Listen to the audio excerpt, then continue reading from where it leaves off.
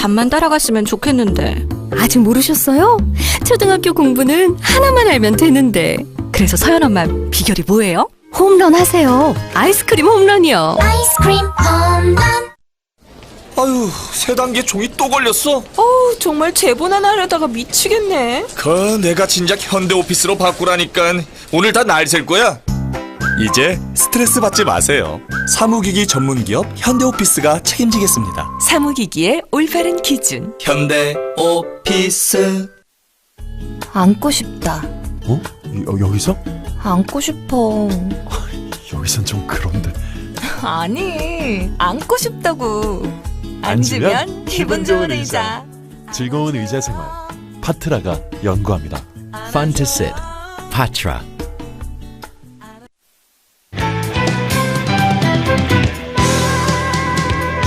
냉철한 분석, 따뜻한 시선. 시사자키 정관용입니다. 시사자키 정관용입니다. 특집 더불어민주당 제19대 대통령 예비후보자 토론회. 이 네 분의 후보 지금 제 앞에 나와 계십니다. 제 왼쪽에 두 분의 후보, 오른쪽에 두 분의 후보가 앉아 계신데 오늘 방송 시작하기 직전에 네 분의 후보가 직접 사다리 타기라는 참 고전적 방식을 통해서 발언 순서와 좌석을 결정했습니다. 그 순서대로 지금부터 소개드리고 또 진행을 하도록 하죠. 자, 1번 이재명 후보 어서 오십시오. 네, 반갑습니다. 네. 이재명입니다. 2번 문재인 후보 어서 오십시오. 예, 안녕하십니까. 3번 최성 후보. 네, 반갑습니다. 그리고 4번 안희정 후보 어서 오십시오. 예, 반갑습니다. 네. 토론의 진행 요령 잠깐 설명드릴게요. 맨 처음 이제 모두 발언, 그다음에 공통 질문 한 2개 소화하고요. 주도권 토론, 오늘 토론의 백미라고 할 수 있는 그 시간이 이제 주어집니다. 그리고 뒷부분에 이 짤막한 공통 질문들이 준비가 되어 있고요. 오늘 생방송 중에 청취자분들이 문자로 보내신 질문 가운데 하나를 또 선택해서 그건 지금 어떤 질문이 올지 저도 모르죠. 그 질문을 마지막으로 드리도록 하고 마무리 발언 시간, 이렇게 시간을 드리도록 하겠습니다. 먼저 모두 발언 시간입니다. 내가 왜 대통령이 되어야 하는지, 아마도 지금의 시대 정신 그리고 그거에 대한 나의 어떤 소명, 이런 부분을 밝히실 수 있는 기회 같은데요. 시간은 2분이고요. 1번 이재명 후보부터 시작하시죠. 국민 여러분 반갑습니다. 이재명 후보입니다. 이 한겨울에 촛불을 들고 치열하게 싸우시는 우리 국민 여러분들이 참으로 원하는 새로운 나라가 있을 겁니다. 그야말로 70년의 적폐를 청산하고 모두가 공평한 기회를 누리는 공정한 나라, 그런 나라를 위해서 우리는 함께 열심히 싸웠습니다. 그러나 그 길은 참으로 멀고도 험합니다. 기득권자들의 횡포를 그야말로 해체하고 모든 사람들이 공정한 기회를 누리는 나라를 만들려면 이 나라를 이렇게 만든 소위 정경유착, 부패한 정치 권력과 경제 권력들의 기득권을 해체해야 합니다. 그 길은 참으로 멀고 모든 정치인들이 그런 약속을 하지만 과연 실행할 수 있을지에 대해서는 많은 사람들이 의구심을 갖고 있습니다. 저는 그렇게 생각합니다. 약속은 누구나 할 수 있습니다. 그러나 그 약속을 지키는 것은 아무나 할 수 있는 게 아닙니다. 실천은 그가 과거 살아왔던 삶 그 자체, 그리고 그가 공직자로서 했던 약속을 얼마나 지켰는지, 또 그가 가진 철학과 가치는 어떤 것인지를 자세하게 살펴봐야 합니다. 저는 한 번 한 말은 지켰습니다. 그리고 때와 장소, 상대에 따라서, 그리고 내 필요에 따라서 제 태도나 말을 바꾸지 않습니다. 국민에게 한 약속은 그야말로 천금처럼 지켜야 하기 때문입니다. 지금 제가 만드는 공약들도 철저하게 지킬 수 있는 것들만 엄선하고 있습니다. 철학과 가치가 뚜렷하고 기득권자들과 싸우는 데 있어서 망설임이 없고, 그리고 작은 성과나마 만들어 왔기 때문에 국민 여러분께서 기초단체장임에도 불구하고 이 자리에 불러주셨습니다.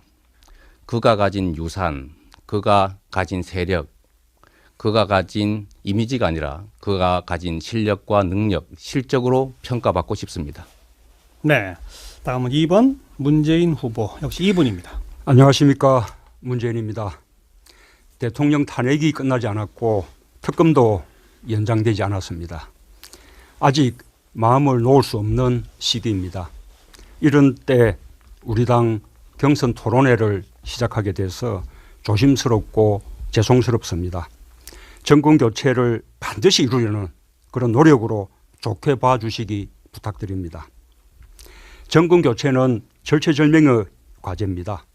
적폐청산, 새로운 대한민국, 시대교체, 정치교체, 촛불혁명의 완성 모두 정권 교체 없이는 불가능합니다. 그래서 반드시 이길 수 있는 필승카드를 뽑아야 합니다. 보수가 총결집해도 또 무슨 공격을 퍼부어도 이겨낼 수 있는 후보여야 합니다. 준비가 덜 됐거나 검증이 안 됐거나 흠결이 있다면 안심할 수 없습니다. 새로운 시대를 열 1번 타자를 뽑는 일입니다. 1번 타자의 역할은 무조건 출루해서 2번, 3번, 4번 타자로 이어지게 하는 것입니다. 무조건 타율이 높고 출루율이 높아야 합니다. 홈런도 치지만 삼진도 많이 당하고 타율이 낮은 타자는 1번 타자 감이 아닙니다. 더불어민주당의 단 한 명의 필승카드, 저 문재인입니다. 저 문재인이 더불어민주당과 함께 또 더불어민주당의 모든 대선 주자들과 함께 힘을 모아서 정권 교체하고 새로운 대한민국의 문을 열겠습니다. 반드시 촛불혁명을 완성시키겠습니다. 저 문재인을 선택해 주시고 저 문재인과 함께 해 주십시오. 감사합니다. 네, 다음은 3번 최성 후보. 전 세계에서 가장 위대한 대한민국 국민 여러분, 안녕하십니까? 인사 올리겠습니다. 최성 고양시장입니다. 많은 분들이 이재명 시장은 잘 알겠는데 도대체 최성 고양시장은 누구냐 하고 묻습니다.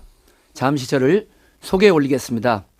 저 최성은 빛고울 광주 출신으로 김대중 정부 청와대 행정관과 노무현 정부 국회의원을 거쳐서 현재는 전국 대도시 시장 협의회장을 역임하고 있고 또 대한민국에서 10번째 가는 100만 도시의 재선 고양시장입니다.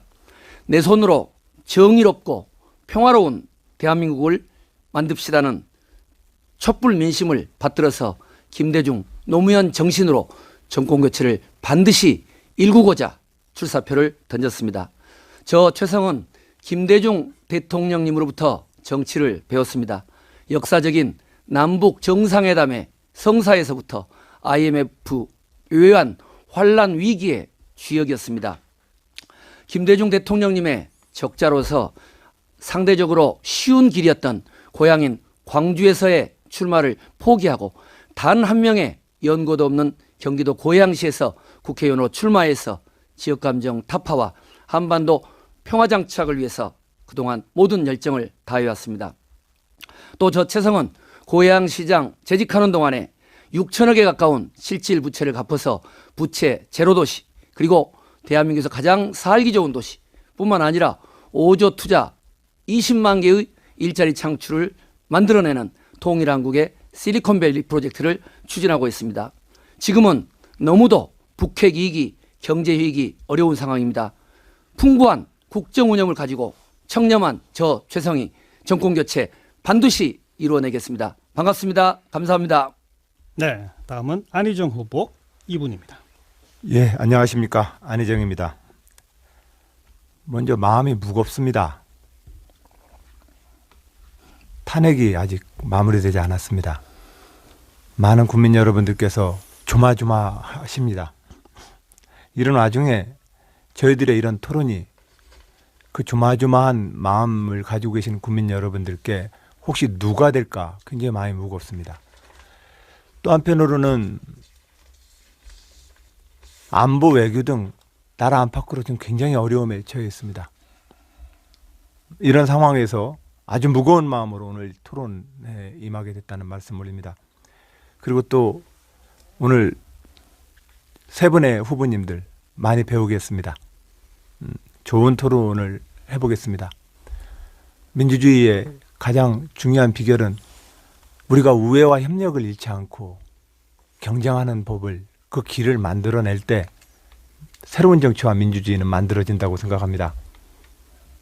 국민 여러분들께 그동안 보아왔던 그 경쟁, 이전투구, 발꼬리 잡기, 싸움 이걸로 표현되었던 정치적 경쟁의 그 낡은 모습을 저는 극복하기 위해서 노력해 보겠습니다.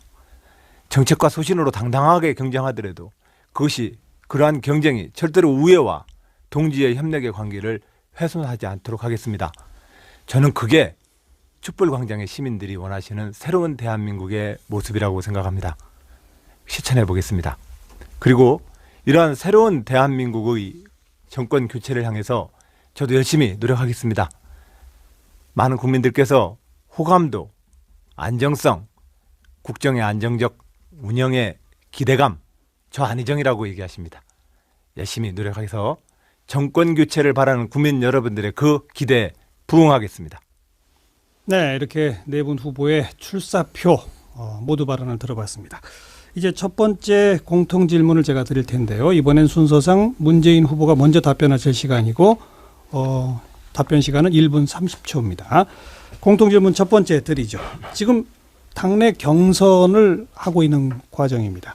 경선을 하는 이유는 여기서 뽑힌 후보가 본선에 가서 다른 당 후보들을 이기고 대통령이 되라고 하는 그런 거죠. 그래서 첫 번째 공통 질문의 핵심 질문은 나의 본선 경쟁력입니다. 내가 본선에 이 당의 후보로 나가야 타당 후보를 꺾을 수 있다. 나머지 세 후보보다 내가 이런 점에서 본선 경쟁력이 있다. 이 점을 문재인 후보부터 시작하시죠. 저는 우리 당뿐만 아니라 여야를 통틀어서 전체 대선 주자 가운데 가장 잘 준비된 후보라고 자부합니다. 이번 대선은 인수위 기간 없이 당선과 동시에 곧바로 국정을 운영해야 합니다. 제대로 준비되어 있지 않으면 이 난국 속에서 국정을 감당하기가 어렵고 실패하기가 십상입니다. 저는 인수위 없는 이번 대선에서 당선되자마자 곧바로 국정을 수행할 수 있는 유일한 후보입니다. 저는 국정 경험, 국회 경험, 당 운영 경험, 또 지난번 대선 경험 두루 갖추고 있습니다. 지난 대선 패배 이후 세월호 참사를 보면서 또 박 대통령의 국정농단을 보면서 또 국민들의 고통을 보면서 더욱 간절하고 절박한 마음을 갖게 됐습니다. 또 저는 이미 검증이 끝난 후보입니다. 사상 최초로 영남에서, 호남에서, 충청에서 전국에서 모두 지지받고 보수 진보를 뛰어넘어 국민 통합을 이룰 수 있는 후보입니다. 그 통합의 힘으로 새로운 대한민국을 만들 수 있는 후보라고 감히 자부합니다. 네, 최성 후보 본선 경쟁력.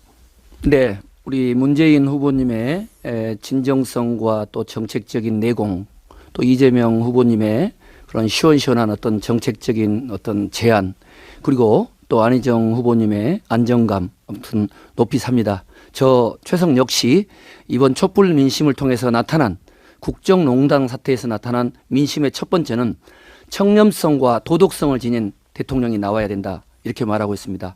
저는 삼성 등이나 이런 데로부터 재벌로부터 검은 돈 받지 않고 정경유착을 타파할 수 있는 그런 지도자로서 최적격이라고 생각을 합니다. 제2의 박근혜 게이트가 재발되지 않기 위해서는 범법자 대통령은 안 된다고 생각을 합니다. 저는 청와대, 국회, 시장으로 재직하는 동안에 누구보다도 청렴하게 공직을 해왔습니다. 두 번째로 정의로운 대한민국, 그리고 정말 일촉즉발의 군사위기, 또 북핵 위기, 경제 위기를 극복할 수 있는 준비된 지도자가 필요합니다. 문재인 후보님께서도 준비된 지도자 이야기를 많이 하시지만 저도 청와대에서 김대중 대통령 모시고 또 국회에서 초선으로서 국회개혁 초선연대 이끌고 재선시장으로서 이룩했던 여러 가지 성과를 토대로 해서 촛불 민심, 시대 정신 받들여서 정말 국민들에게 사랑받는 좋은 대통령 제가 노력해서 꼭 되고 말겠습니다. 열심히 하겠습니다. 네, 다음 안희정 후보 역시 본선 경쟁력. 우리 민주당은 1945년 이래로 대한민국 진보와 개혁 세력의 요람이었습니다. 그러나 우리 민주당은 늘 이 분단된 상황에서 색깔론에 시달려야 했습니다. 낡은 이념에 의해서 늘 공격당해 왔습니다. 1990년 3당 야합 이후로는 우리 민주당은 호남에 고립되어 버렸습니다. 대한민국의 보수 정권은 결국 지역주의, 민주당을 호남에 고립시키고 또한 종북 좌빨이라는 낡은 이념으로 야당을 색깔로 공격함으로써 정권을 이제까지 차지해왔습니다. 이제 우리 민주당은 새로운 민주당으로 거듭나서 대한민국 모두의 정당으로 우리가 이제 거듭나야 합니다. 그런 새로운 민주당 플랜, 그 새로운 민주당의 미래, 저 안희정이라고 생각을 합니다. 충청남도에서 가장 보수적인 지역에서 민주당이 한 번도 당선되지 못한 그 지역에서 도지사를 연임하고 있습니다. 그 사이 동안 중도 보수와 저와 견해가 다른 많은 국민들과 어떻게 대화해야 되는지 훈련받아 왔습니다. 그 결과 저 안희정에게 많은 국민들이 호감도, 안정감, 본선 경쟁력에서 높은 점수를 주고 계십니다. 새로운 민주당의 미래, 새로운 정치 대한민국의 미래, 저 안희정이라고 생각합니다. 네, 마지막으로 이재명 후보 본선 경쟁력. 네, 이재명입니다. 대한민국 국민들은, 특히 촛불을 들고 싸우시는 우리 국민들은 단순한 권력 담당자의 교체 또는 권력을 담당할 세력의 교체를 원하는 것이 아닙니다. 우리들의 삶 자체를 바꿀 수 있는 그야말로 공정한 기회가 보장되는 공정한 나라, 그런 나라를 원하고 또 그래서 치열하게 싸우고 있습니다. 권력을 바꿔도 세상에 바뀌지 않는다면, 국민들의, 우리의 삶이 바뀌지 않는다면 의미가 없습니다. 자칫 잘못해서 역시 무능한 진보라고 하는 낙인이 찍힐 경우에는 다시는 우리 진보 세력에게 국민들은 기회를 주지 않을 겁니다. 국민들이 원하는 세상으로 바꿔야 합니다. 단순히 권력의 교체가 아니라 더 좋은 세상의 교체를 위해서 실제로 기여할 수 있는 사람이 필요합니다. 그리고 우리 후보들 중에 이 사회의 불공정과 불합리, 불법을 자행하고 있는 정치 기득권 또는 경제 기득권자와 싸울 수 있는 후보가 누군지를 여러분이 판단해 주셔야 합니다. 친재벌 후보냐, 친서민 후보냐. 친재벌 만약에 집권을 한다면 저는 그게 결국은 우리의 삶 자체는 바꾸지 못하고 권력 담당자만 또는 단순한 집권 세력만 바꾸는 결과를 만들게 될 것이다.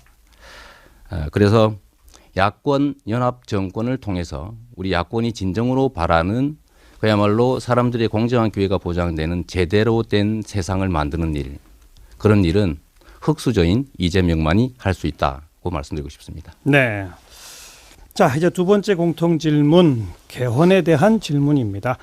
당신이 대통령이 된다면 개헌 문제 어떻게 처리할 것인지, 개헌 시기, 정부 형태, 임기 조정 등을 포함한 개헌 공약을 말씀하시면 되겠습니다. 순서상 3번 최성 후보부터 시작하시고 1분 30초입니다. 네, 우선 첫째, 개헌은 미국식 연방제에 기초한 혁신적인 자치분권의 형태로 내년 지자체 선거까지 국민투표를 통해서 확정토록 하겠습니다. 둘째, 개헌은 대권 후보나 여의도 정치권의 당리당략이 아닌 촛불 민심을 반영하는 형태로 기존의 중앙집권적인 행정자치부를 폐지하고 지방자치지원청을 새로이 신설해서 지방의 균형 발전을 위해서 획기적인 권한을 이양하겠습니다.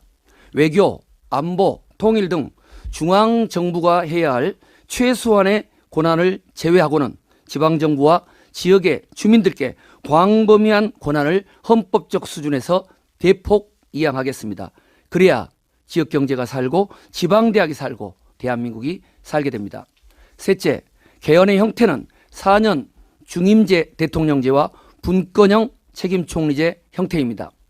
지방정부와 지역 주민들에게 있어서 일부에서 논의되는 이런 임기 3년의 단축안은 현재의 북핵 위기, 경제 위기를 극복하는 데 너무도 짧은 임기이기 때문에 조기 레임덕 등 국가 위기를 관리할 수 없이 시간이 너무도 부족합니다. 대권 후보들이나 정치권을 위한 것이 아니라 정말 촛불 민심에 나타난 시민들의 이런 의지가 반영된 개헌이어야 됩니다. 네, 다음은 안희정 후보 개헌에 대해서. 예, 우선 대선 전 정략적인 어떤 개헌 논의에 대해서는 그동안 반대 입장을 밝혀왔습니다. 지금도 마찬가지입니다. 그러나 개헌에 대해서는 저는 진즉부터 개헌의 필요성에 대해서 공감해 왔습니다. 주장해 왔습니다. 그 핵심은 우리 최성 후보님이 말씀하셨던 것처럼 개헌의 가장 핵심적 골자 중에 하나는 자치분권 헌법이어야 된다고 생각합니다.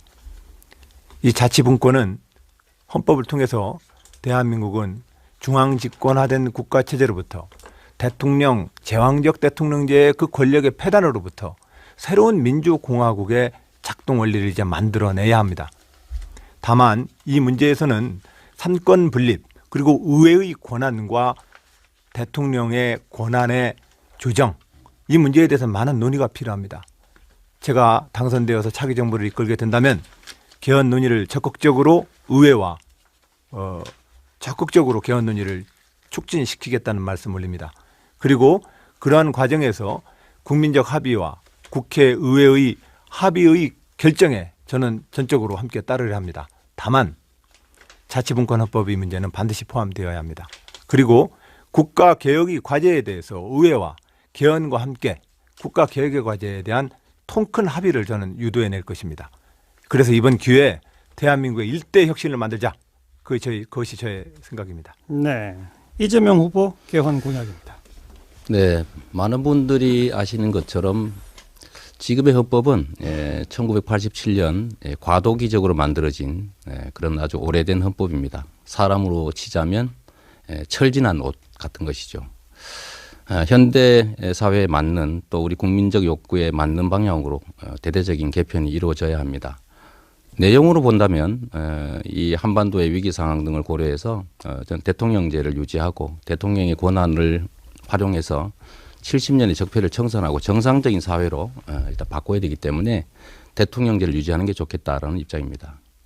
그리고 말씀하신 것처럼 지방에 대한 자치분권이 강화되고 또 중앙 국가기관 간의 권한이 분배된 분권형 대통령제면 좋겠고 또 4년 중임제를 통해서 국정의 안정성을 좀 확보하면 좋겠습니다. 다만 그 내용 중에서 저는 직접 민주적 요소를 좀 많이 강화할 필요가 있겠다라는 생각을 합니다. 국민 소환이라든지 국민 발안, 국민 투표를 좀 강화해서 이제는 국민들이 이 나라의 주권자로서 진정 이 나라 국가 운영에 참여할 수 있는 기회를 부여해야 된다고 생각합니다. 절차로 본다면 지금 당장은 사실상 개헌이 불가능하기 때문에 저는 이 개헌안을 제시하고 다음 임기 안에 총선 또는 지방선거 때 국민의 뜻을 물어서 개헌을 확정하는 게 좋겠다는 생각이 듭니다. 개헌에 있어서 필요한 내용들은 개헌 특위나 국민의 의견을 감안하겠습니다. 네, 마지막으로 문재인 후보 개헌 공약입니다.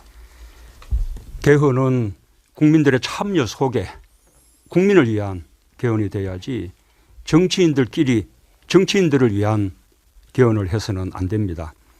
그래서 대선 때 후보가 공약하고 다음 정부 초반에 국민의 의견을 폭넓게 수렴해서 내년 6월 지방선거 때 개헌 국민투표를 함께 하겠다고 약속을 드렸습니다. 정부 형태는 4년 중임제를 지지합니다. 그러나 그와 함께 국민의 기본권 확대, 지방분권, 선거제도 개편, 결선투표제 도입을 위한 개헌 등이 못지않게 중요하다고 생각합니다. 대통령 임기 조정은 내각제나 이원집중부제 개헌 때만 논의할 필요가 있는 것인데 지금 그 논의부터 하는 것은 그만큼 정치권의 개헌 논의가 정략적이라는 것을 보여주는 것이라고 생각합니다. 만약 지금 이 시기에 임기 단축을 결정한다면 다음 정부는 내각제나 이원집정부제로 가기 위한 과도정부밖에 되지 않고 적폐청산은 물 건너가게 될 것입니다. 다음 정부에서 확실하게 적폐청산하고 새로운 대한민국을 만들어달라라는 광장의 요구에 배치된다. 그래서 지금은 논의할 때가 아니다라고 생각합니다. 네, 지금 여러분께서는 더불어민주당 제19대 대통령 예비후보자 토론회 함께하고 계십니다. 자, 이제 오늘 토론의 가장 핵심이라고 할 수 있는 후보자 상호 토론, 주도권 토론 순서입니다. 이번 순서는 안희정 후보부터 시작하게 되는데요. 저희가 무려 한 후보당 17분이라는 어마어마한 시간을 드립니다. 그 시간 동안 주도권을 가지시고 마음대로 하셔도 돼요. 대신에 질문이 너무 길어지거나 답변이 나오지도 않았는데 끊어버리거나 그럴 때는 저한테 제지당하니까 그것만 주의하시면 되고요. 지켜야 할 원칙은 딱 하나입니다. 남은 세 후보에게 반드시 하나 이상은 질문하십시오. 즉 한 번도 질문 안 하는 후보는 없도록 그렇게 좀 해주시면 되겠고요. 대신에 답변 듣다가 끊으셔도 되고 그러나 너무 길지 않게. 여러 차례 이런 토론을 해보면 좀 긴박하게 단문단답식으로 왔다 갔다 하는 게 듣기에도 좋고 또 후보들을 평가하기에도 참 좋더라고요. 안희정 후보가 한번 좀 모범적으로 주도권 토론을 이끌어 봐 주시기 바랍니다. 시작하세요. 예, 노력해 보겠습니다. 네. 그런데 참 어렵습니다. 예. 우선 문재인 후보님께 좀 말씀 여쭙도록 하겠습니다. 먼저 이 후배들의 이 도전을 후배들과 경쟁할 수 있어서 영광스럽다 이렇게 말씀을 예전에 해주셨는데 정말로 넉넉한 인품이셨습니다. 감사드립니다. 예. 우선 정당 문제에 대해서 한번 좀 여쭤보고 싶습니다. 지금 문재인 후보님 그 싱크탱크와 대선 캠프 선대본 조직이 엄청나게 화려하고 크더군요. 한 번 더 말씀해 주세요. 문재인 후보님의 싱크탱크, 선대본, 이 캠프 조직이 엄청나게 화려합니다. 크고. 저는 정당 책임 정치를 해야 한다고 공약을 드렸습니다. 네. 이 선거의 중심, 정권 운용도 정당이 서는. 그래서 문재인 정부가 아니라 더불어민주당 정부가 돼야 한다고 그렇게 말씀을 드렸었고요. 네. 그러나 지금 우리가 이 선대를 통해서 많은 인재들을 영입하는 것은 우리가 다음 정부를 위해서 보다 많은 인재 풀을 넓혀 나가는 그런 긍정성이 저도 있다고 생각합니다. 예, 후보님 말씀 맞습니다. 그런 긍정성이 있습니다. 다만 이런 걱정은 됩니다. 제가 이제까지 이 정당 활동을 이제 한 30년 가까이 해오면서 매번 대선 때마다 가장 큰 문제가 되고 이 대통령제에서 지금 현재 가장 큰 문제가 되는 것, 그것은 대통령이 되고 승리하면 그를 선거운동을 도왔던 분들이 당과 정부를 접수하게 되어 있습니다. 즉 정당 기반한 집권이 아니라 선거운동 때 도와줬던 그 캠프의 조직에 의해서 정당과 국정 운영이 주도되게 됩니다. 이건 좀 당연해 보이지만 저는 정당을 기초로 한 집권이 되어야 된다라고 하는 원칙을 후보님께서도 공감하셨다면 이 경선 과정에서의 그런 메모드급 경선은 캠프나 조직은 사실은 정당에 오히려 힘을 더 좀 몰아주셔야 되는 거 아니었을까요? 그래서 이 다음 정부의 가장 큰 과제는 이제는 국민들을 네 편, 내 편 나누지 않고 통합된 정치를 해야 한다고 생각합니다. 그 통합은 인재 등용에서부터 시작되는 것이죠.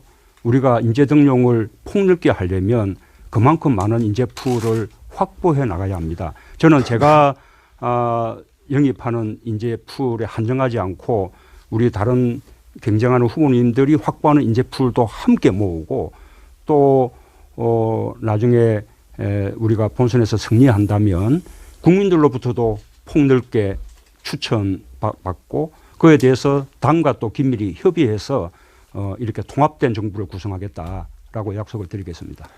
예. 근데 저는 후보님 의지만 가지고는 그게 그렇게 안 되는 것이 현실이라고 저는 생각합니다. 이미 저는 이 경선 과정에서 대선 공약집은 당의 이름으로 나와야 된다고 생각합니다. 미국의 민주당, 공화당도 대선 때의 대선 강령과 공약은 당에서 만듭니다. 지금 제가 그래서 당의 정책연구원과 정책위원회 당이 집권해야 됩니다. 저 안희정의 도전은 민주당의 집권이 될 것입니다. 안희정의 집권이 아니라. 그런 측면에서 저는 정책위원회와 열린정책연구원, 우리 당의 연구원에 좀 더 많이 힘이 좀 실리길 바랬는데 현실의 문제는 그렇게 진행되고 있지 않지 않습니까?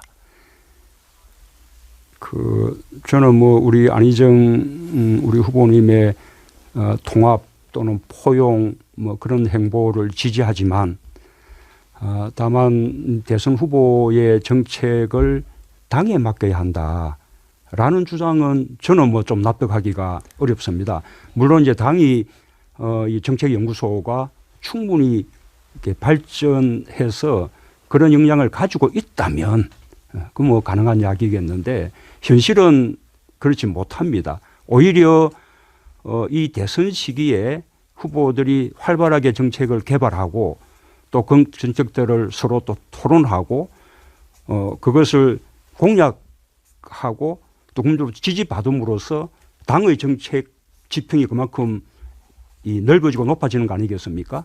그런 노력들을 후보들이 함께하는 것이 너무 당연하다고 생각합니다. 저는 정책 그 개발을 당에 맡기는 것은 조금 뭔가 조금 좀 무책임한 거 아니냐 그런 비판을 좀 하고 싶습니다. 네, 저는 이번 경선은 후보 중에 어떤 분이 후보가 되어서 그분을 지지했던 세력이 당을 접수하고 다음번 정부를 꾸리는 이 낡은 풍경으로부터 좀 벗어나길 저는 바랍니다. 제가 이제까지 봐왔던 87년 60항쟁 이후의 모든 여야의 대선은 후보 간의 경쟁을 하고 그 후보를 지지했던 분들이 당의 후보가 되면 당을 접수하고 그래서 청와대와 내각을 구성합니다. 근데 그 방식은 지난번에도 보지 않으셨습니까? 2, 3년 대통령 인기 떨어지면 당에서부터 이미 빈총 날라옵니다. 그러면서 실질적으로 그 정권은 그를 선거운동을 도왔던 사람들의 정권으로 끝나버립니다. 저는 그것을 좀 극복하기 위한 지금의 어떤 노력이 필요하다고 생각을 해서 드렸던 말씀입니다. 제가 이 정책공간 국민성장을 만들 때 원래 처음에 제 꿈은 그것을 우리 후보들 모두의 공동정책 풀로 만들어서 누구나 그 정책을 이용할 수 있게끔 하는 것이었습니다. 근데 그렇게 되려면 당의 이 정책 그 공간이 만들어져야 되는데 아시다시피 우리 또 지식인들이 또 대학 교수들이 당으로 결합해서 뭔가 활동하는 것은 내켜하지 않는 것이 현실이거든요. 그래서 우리 후보들이 오히려 정책 공약 개발 정책들을 더 열심히 개발해서 나중에 후보가 된다면 다른 후보의 공약까지도 다 안고 대표하는 그런 선거를 치르는 것이 바람직하지 않을까 싶습니다. 예, 저는 그래서 며칠 전에 당 정책연구원에 가서 제가 구상하고 있는 다음 정부의 국정 운영의 철학과 원리에 대해서 얘기를 하고 기존의 당이 가지고 있는 정책들을 저는 점검했습니다. 좀 더 당에다가 무게를 실어서 정당의 집권이 되어야만 그동안 우리가 봐왔던 역대 대통령과 그 정부의 한계를 극복할 수 있다. 저는 그렇게 생각하고 있다는 말씀을 드립니다. 그래서 이번에 우리가 정권 교체내면 우리 더불어민주당이 여당일 텐데 그때는 우리가 함께 힘을 모아서 우리 당의 정책연구소를 그런 정도 수준으로 발전시켜 나가십시다. 예, 후보님 정말로 저의 충원을 또 저의 이 정당인으로서 오랫동안 이 경험을 꼭 저는 경청해 주시리라 믿습니다. 예, 지금 이 추세로 가면 그것은 문재인을 지지하는 사람들의 집권이 됩니다. 그 악순환 구조에서 못 빠져나오십니다. 그건 제가 정말로 진심으로 말씀 올립니다. 끝으로 하나 문후보니까 하나만 더 질문 올립니다. 누가 대통령이 되든 지금 현재 국민을 통합으로 이끌어야 합니다. 탄핵 이후에 또 다음 정부는 기본적으로 우리는 국민을 통합으로 이끌고 현재 구성되어 있는 의회의 이 다당 체제 내에서 국민이 요구하고 있는 개혁의 과제들을 실천해내야 합니다. 그런 점에서 저는 현행 헌법 내에서 대통령의 현재의 대통령제와 의회의 협치 수준을 국가 개혁을 놓고 합의하는 연정 수준의 협치 수준을 연정 수준으로 높이자고 제안하고 있습니다. 이 제안에 대해서 어떻게 생각하십니까? 저는 뭐 협치 꼭 필요한 일이죠. 그 다음에 단독으로 과반수를 이룰 수 없다면 연정도 당연히 필요할 겁니다. 그런데 지금 우리 안희정 후보가 이 차원을 넘어서서 대연정, 자유한국당까지 함께하는 대연정을 말씀하시는 것은 저로서는 참으로 납득하기 어렵습니다. 제 말씀을 앞뒤를 다 듣고 나서도 여전히 납득이 안 되시던가요? 연정과 협치는 의미가 다릅니다. 예, 그렇게 대연정을 말씀하시면서 소연정은 가능하시다고 하시지 않았습니까? 소연정은 가능하다고 하지 않으셨습니까? 그죠? 그렇습니다. 우리가 그런데 제 말씀을 앞뒤를 듣고도 여전히 그 생각이시냐고 여쭤봤던 것은 제 말의 앞뒤가 뭐였느냐면 이 대선 공약과 이 과제에서 국가개혁 과제에 동의한다면 우리는 의회 내에서 어떤 당하고도 논의를 해야 합니다. 그 구조 내에서 우리는 국가개혁과제에 동의한다면 그 누구와도 우리는 연정을 꾸릴 수 있어야 되는 것 아닙니까? 대화하고 예를 들면 이 말씀을 타협하는 드렸습니다. 것과 예. 대화하고 타협하는 것과 예. 연립 정부를 만드는 것은 다른 것이죠. 제가 앞에는 국가개혁과제에 동의한다면이라고 하는 것을 전제를 늘 달아서 얘기하고 있습니다. 우선은 예. 대연정은 일반적인 형태가 아니죠. 지금 독일에서 이제 하고 있는데 네. 독일도 처음부터 대연정했던 것은 아니고 소연정으로 가능했을 때 예를 들면 뭐 녹색당과 산민당의 연정 또는 또 기사당과 김민당의 연정 이렇게 소연정으로 가능했을 때는 소연정을 했고요. 소연정으로 다수파를 이룰 수 없을 때 비로소 대연정을 한 것이거든요. 지금은 우리 야당들만 제대로 힘을 모아도 과반수가 가능한 상황입니다. 그렇다면 예. 지금은 우선 소연정을 먼저 말할 때지요. 뿐만 아니라 지금 자유한국당이 지금 어떤 정당입니까? 지금도 탄핵을 반대하고 특검 연장을 반대하고 정말로 이렇게 국정을 농당하면서 적폐를 만들어왔던 그런 정당인데 지금 아직도 아무런 반성이 없는 그런 상황이거든요.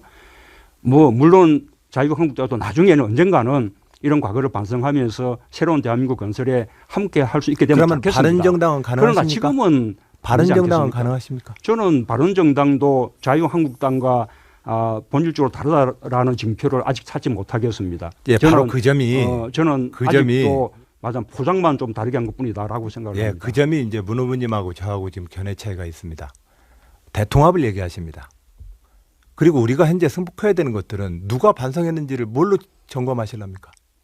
현재 우리가 승복할 수 있는 것은 국민이 선거로 구성되어지는 의회와 헌법적 질서에 우리는 승복하는 것이지 그걸로 단결하는 거고 통합을 하는 것이지 어떻게 그것을 가능하게 했습니까? 저는 우리 안 후보님이 너무 이게 통합, 포용 여기에 좀 꽂혀 계시다 생각해요. 그래서 예, 협치 필요하고 대화 타협 필요하고 다 좋습니다.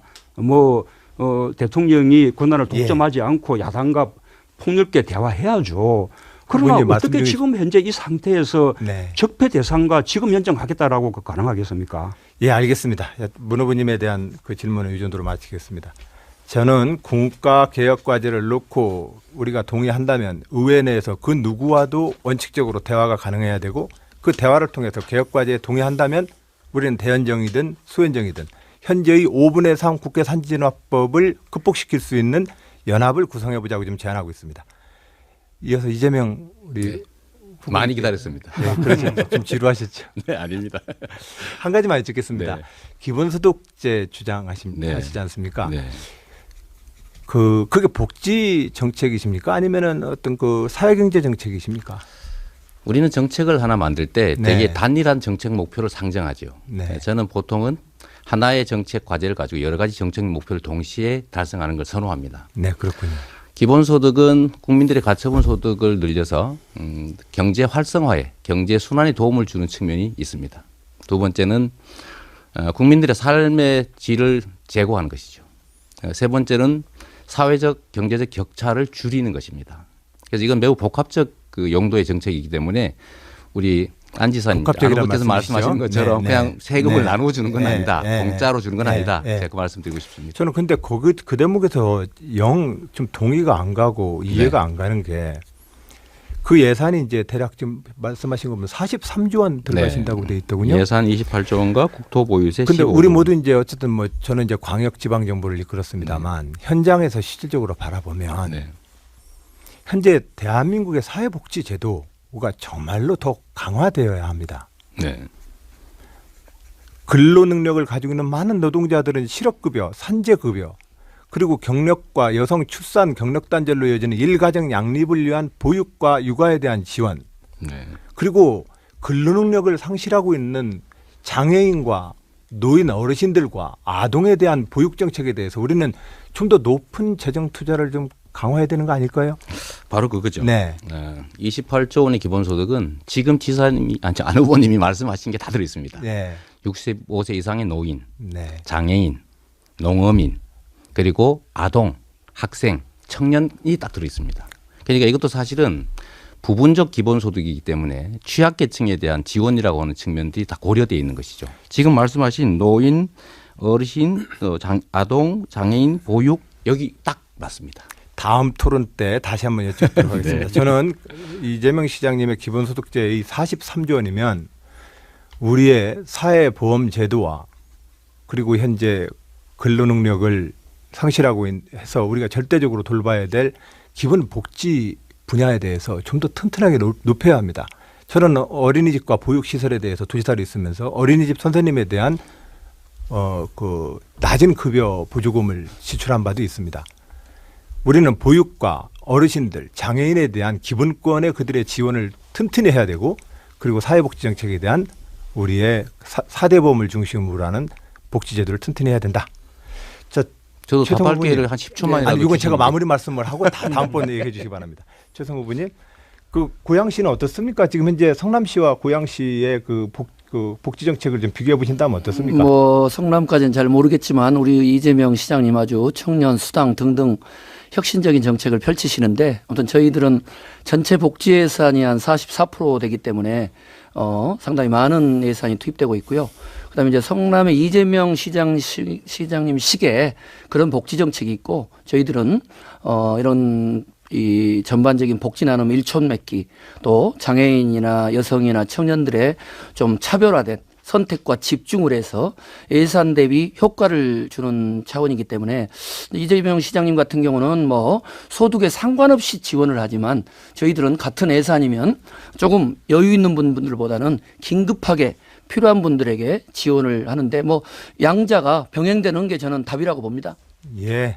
최 시장님 다음에 좀 더 제가 좀 더 시간을 더 많이 드리도록 하겠습니다. 괜찮습니다. 예. 제가 지금 17분 주도 질문 시간 이제 25초 남았습니다. 앞으로 우리가 10회 토론을 하게 됩니다. 우리가 다뤄야 될 주제들은 대한민국의 현안 주제들입니다.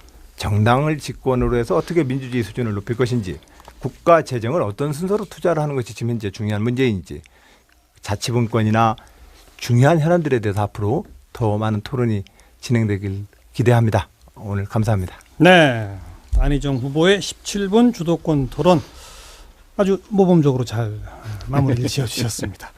우리 청취자분들께서는 누가 누구에게 집중적으로 질문하는지 이런 걸 비교해 보시는 것도 아마 또 재미있는 관전 포인트가 되지 않을까 싶어요. 이재명 후보 순서인데요. 네. 역시 좀 모범적으로 네. 조금 더 단문단답형으로 갔으면 네. 어떨까 하는 바람이에요. 우선 우리 안희정 후보께서 저한테 답변할 기회를 안 주셔서 제 시간을 써서 잠깐 말씀을 드리겠습니다. 기존의 복지 정책을 강화해야 된다. 저 동의합니다.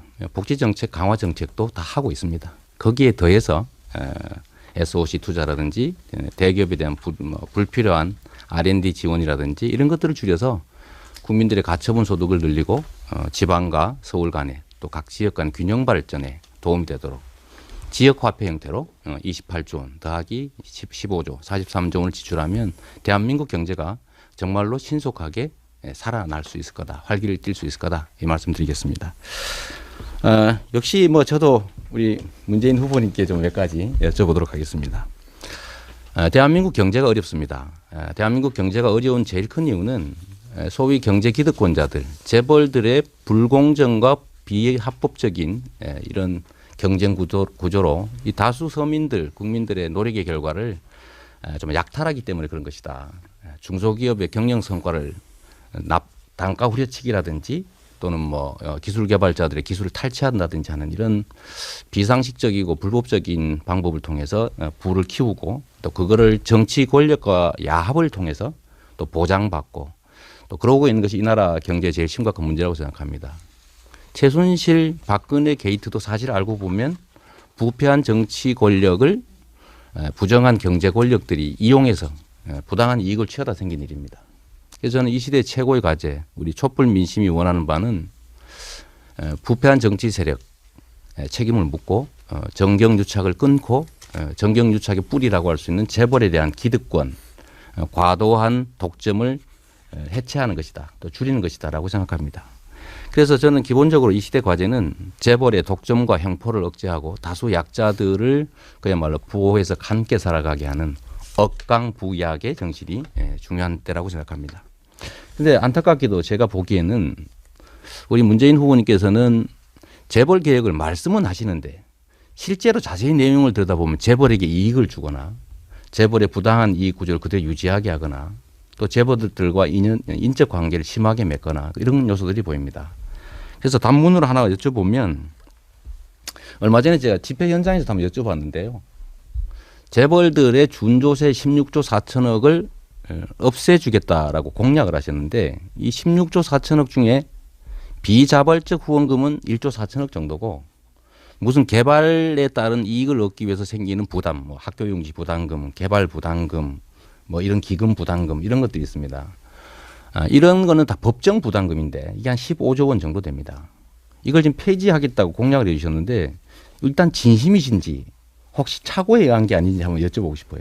그런데 이 준조세라는 의미를 조금 오독하신 것 같은데요. 아까 방금 말씀하신 법정 부담금 그것은 법에 근거한 것인데 그것이 뭐가 문제겠습니까? 지금 우리가 문제 삼는 것은 법에 근거하지 않는 정경유착의 수단으로 오가는 그런 검은 성격의 돈. 이분 같은 경우에 미르재단, K스포츠재단에 출연한 돈, 또 뭐죠? 청년희망재단 이런 데 출연을 강요당한 돈, 또는 전국 곳곳에 이 창조혁신센터 만들면서 재벌들에게 하나씩 떠안겨서 부담시킨 그런 일들, 과거에 일회재단 이런 것처럼 맞으면 퇴임 후를 대비하는 그런 식의 자금을 요구하는 이런 일들을 못하게 막겠다는 것이고, 그다음에 아까 준조세에 이제 16조는 그런 정도로 금액이 많다는 것을 표시한 것이죠. 아닙니다. 그때 지금 이제 방송을 보시는 분들도 뜻은 그렇게 분명히 하십시다. 어쨌든 법에 근거한 것을 말한 것이 아니고 법상 근거가 없는 것을 권력의 힘으로 이렇게 강요해서 받아내는 것을 말하는 것이다라고 분명히 하고요. 법정 부담금도 문제가 영 없는 것은 아닙니다. 왜냐하면 후보님 제가 질문하는 걸 좀 저도 좀 말씀드릴 기회를 제가 그 점을 동의합니다. 요말만 조금 왜냐하면 이것도 일종의 세금적인 성격인데 그렇다면 국회의 그 예산 심의 뭐 이런 통제를 받아야 되는 것이거든요. 이 법정 부담금이 그런 통제를 벗어나는 수단으로 이렇게 많이 사용되고 있는 것은 그런 부분들은 다시 한번 좀 되짚어 봐야 될 부분이라고 생각해요. 제가 말씀드리는 것은 그날 대표 후보님 발언하실 때 16조 4천억이라고 콕 집으셨거든요. 그다음에 정경련이 계속 요구하는 게 법정 부담금과 비자발적 후원금을 합친 준조세를 폐지해달라라고 하는 게 정경련의 민원사항입니다. 그런데 그때 문 후보님께서는 비자발적 후원금 1조 3천억을 못 내게 하겠다고 하면 누가 뭐라고 하겠습니까? 그런데 분명히 준조세를 폐지하겠다고 하셨고 16조 4천억이라고 했는데 그중에 15조 원은 법에 정해져 있는 개발 부담금, 학교용지 부담금 이런 것들입니다. 이 15조 원을 감면해 주겠다고 공약을 하셨는데 아니라고 하시면 저는 뭐 정리하고 넘어가겠습니다. 그때 표현이 잘못된 겁니까? 분명히 말씀드렸고 뿐만 아니고 좋습니다. 그러면 제가 받아들이고요. 이런 이제 비법정 부담금도 아까 2조 얼마 했는데 저는 아까 그 창조혁신센터를 알겠습니다. 당긴 거라든지 이해하겠습니다. 실제로 우리가 파악하지 못하는 그런 것까지 포함하면 훨씬 더 많을 것이라고 생각해요. 일단 이해하겠습니다. 그게 이제 정경유착의 준조세 문제는 뭐 그렇다 치고 그러면 복지 증대도 하셔야 되고 증세도 필요하시다고 하면서 왜 법인세는 증세 대상에서 빼고 계십니까? 법인세 제가 잠깐 이게 안 보이는 방송이라 좀 그러긴 한데 문 후보님만 보시라고 좀 보여드리면 법인세는 거의 늘어나지 않고 있고요. 이 소득세 국민의 세금은 23조 원이 늘어났습니다. 자 우선 이 부분은 좀 분명히 할 것은 법인세 증세는 우리가 일자리 예산이라든지 복지예산이라든지 또는 아까 우리 뭐 이재명 후보님의 공약 같으면 기본소득 보장을 하기 위한 재원 대책으로 이야기되는 것이고 그것하고 재벌 개혁은 다른 것이죠. 자, 그 말씀을 우선 드리고 그다음에 저는 또 법인세 정세를 하지 않겠다고 한 바가 없습니다. 정세가 필요한데 정세가 순서가 있다. 첫 번째로는 우리 이명박 박근혜 정부 들어서 오히려 서민들이 더 많은 세금 부담하게 되고 부자들이 세금이 줄어드는 이런 식의 조세의 극심한 불평을 확인 하나 하겠습니다. 머니투데이에 각 캠프의 증세 대상을 물었을 때 문재인 후보님과 안희정 후보님은 증세 대상에서 법인세를 뺐습니다. 그리고 지금 계속 말씀이 법인세 증세 여부는 논란의 대상이다, 딜레마다라고 표현도 하셨고. 아니죠. 제가 분명한 저의 공약은 첫 번째는 고소득자들의 이 소득세를 더 높이겠다는 것이고, 두 번째로는 고액 상속 정려에 대한 세금, 법인세입니다. 잠깐만요. 네. 조금만 더 계시면 됩니다. 그 다음에 자본소득에 대한 과세를 강화하겠다는 것이고, 네. 그 다음 단계로 법인세 실효세율을 높이겠다는 것이고, 그래도 부족하다면 법인세 명목세율 인상까지도 갈 수 있다라고 제가 순서껏 답을 한 것이죠. 그 부분은 제 공약을 확인하시면 될 거라고 봅니다. 계산을 해보시면요. 문 후보님이 하시고자 하는 각종 정책에 법인세 증세가 없이는 불가능합니다. 한번 언제 기회 되면 계산해 보시고, 법인세에 대해서는 분명히 지금까지 언론에 발표된 거나 말씀이나 법인세에 대해서 소극적이신 건 사실입니다. 국민이 판단하겠죠. 제가 그래서 하나 더 여쭤보겠습니다. 이재명 후보님도 법인세 실효세율 아닙니다. 높이자고 주장을 하고 계신데 500억 이상 그것은 법인세 증세가 아닙니까? 그건 증세가 아니라 현실화하는 것이고, 법정 세율을 올리는 게 진짜 증세지요.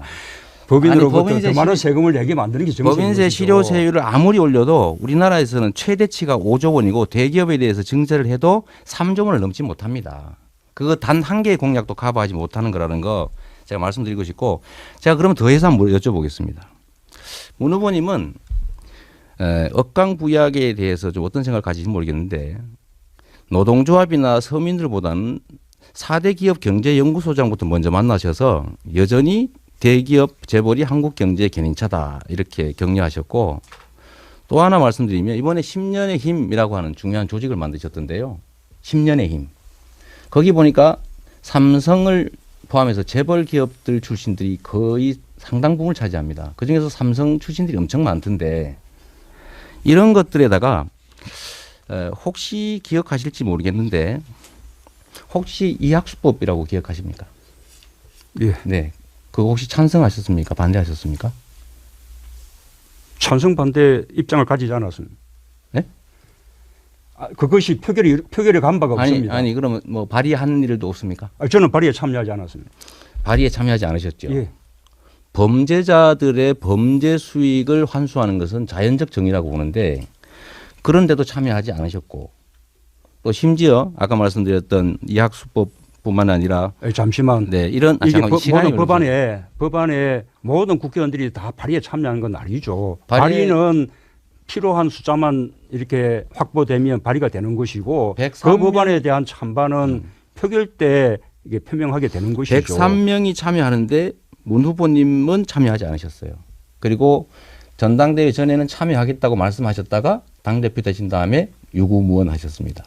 근데 이런 것들에다가 과거 삼성에 대한 엑스파일 그 특검에 대해서도 역시 반대 의견을 가지시지 않았었나 이런 생각이 드는데, 이런 점들을 보면 상당히 서민 다수보다는 강자인 삼성이나 재벌에 대해서 좀 편향적이신 후보가 아니실까 하는 국민들의 걱정이 있습니다. 친재벌 후보 아니냐. 그래도 너무나 지금 중요한 말씀을 하셨으니까 네.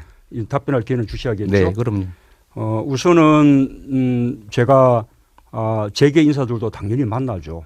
그러나 또 중소기업 중앙회도 방문했고요. 뿐만 아니라 사회연대 노동포럼이라는 노동자들의 포럼도 대규모로 결성해서 제가 참석해서 저의 노동정책을 네. 다 충분히 밝힌 바도 있습니다. 그렇게 균형 있게 말씀하셔야지 한 대목만 뽑아내서 재계 인사 만나서니 이렇게 재벌 아니냐 이렇게 말씀하시면 곤란하고요. 그 다음에 아까 삼성 그 엑스파일 그 부분은 원주류가 국정원 내에서 이루어졌던 도청입니다. 그 도청 부분에 대해서 검찰이 충분히 수사해서 과거의 국정원장들이 시효가 살아있는 분들은 다 구속돼서 처벌까지 됐었어요. 그런데 그 수사를 하는 그 시기에 특검으로 가자 그러면 거기에 대한 검찰 수사가 중단될 수밖에 없는 것입니다. 저는 그 점을 반대했던 것이고, 뜻값 부분, 검사들의 뜻값 부분에 대한 특검은 그것은 별개의 문제다라고 제가 분명히 말씀드렸고, 그 부분은 자료가 남아 있죠. 네, 알겠습니다. 저는 문재인 후보님께서 서민 다수를 대표하는 그런 후보가 되시고 또 친재벌 후보 이런 말씀 안 듣기를 바랍니다만 정책적이나 이런 측면에서 좀 더 많은 배려를 해주셨으면 하는 바람으로 이제 질문을 마치고 재계에서는 좀 좋아하겠습니다. 이 질문에서. 네, 우리 안희정 후보님께 간단하게 한 말씀 드려보려고 합니다. 촛불 민심 또 시대적 과제는 구태 적폐 청산과 새로운 희망적인 나라, 공정한 나라 아니겠습니까? 지금 적폐 청산을 해야 될 시점인데 청산 대상과 손을 잡아서 대연정을 하겠다라고 하는 것은 저는 촛불 민심에 역행하는 말씀이 아닐까 하는 생각이 좀 듭니다. 그런 측면에서 저는 민심, 지금은 청산하고 새 출발할 때다. 보통의 시기가 아니라 좀 비상 시기다. 이런 점들을 좀 고려해 주셨으면 하는 바람을 담아서 여기다 질문 한번 드려보겠습니다. 우리 역시 안희정 후보께서도 법인세 증세는 여전히 소극적이신 거 분명한 것 같은데 재벌과 관련해서 우리 사회의 기득권을 철폐하기 위해서 어떤 게 필요하냐. 역시 법인세 증세가 필요한지 안 한지 한 부분을 한 말씀 좀 해주시면 좋겠어요. 예. 우선 그 이재명 시장님과 촛불광장에 있는 많은 그 우리 시민 여러분들께 적폐청산과 개혁을 향한 그 길에 저 안희정도 분명히 함께하고 있다는 말씀 올립니다.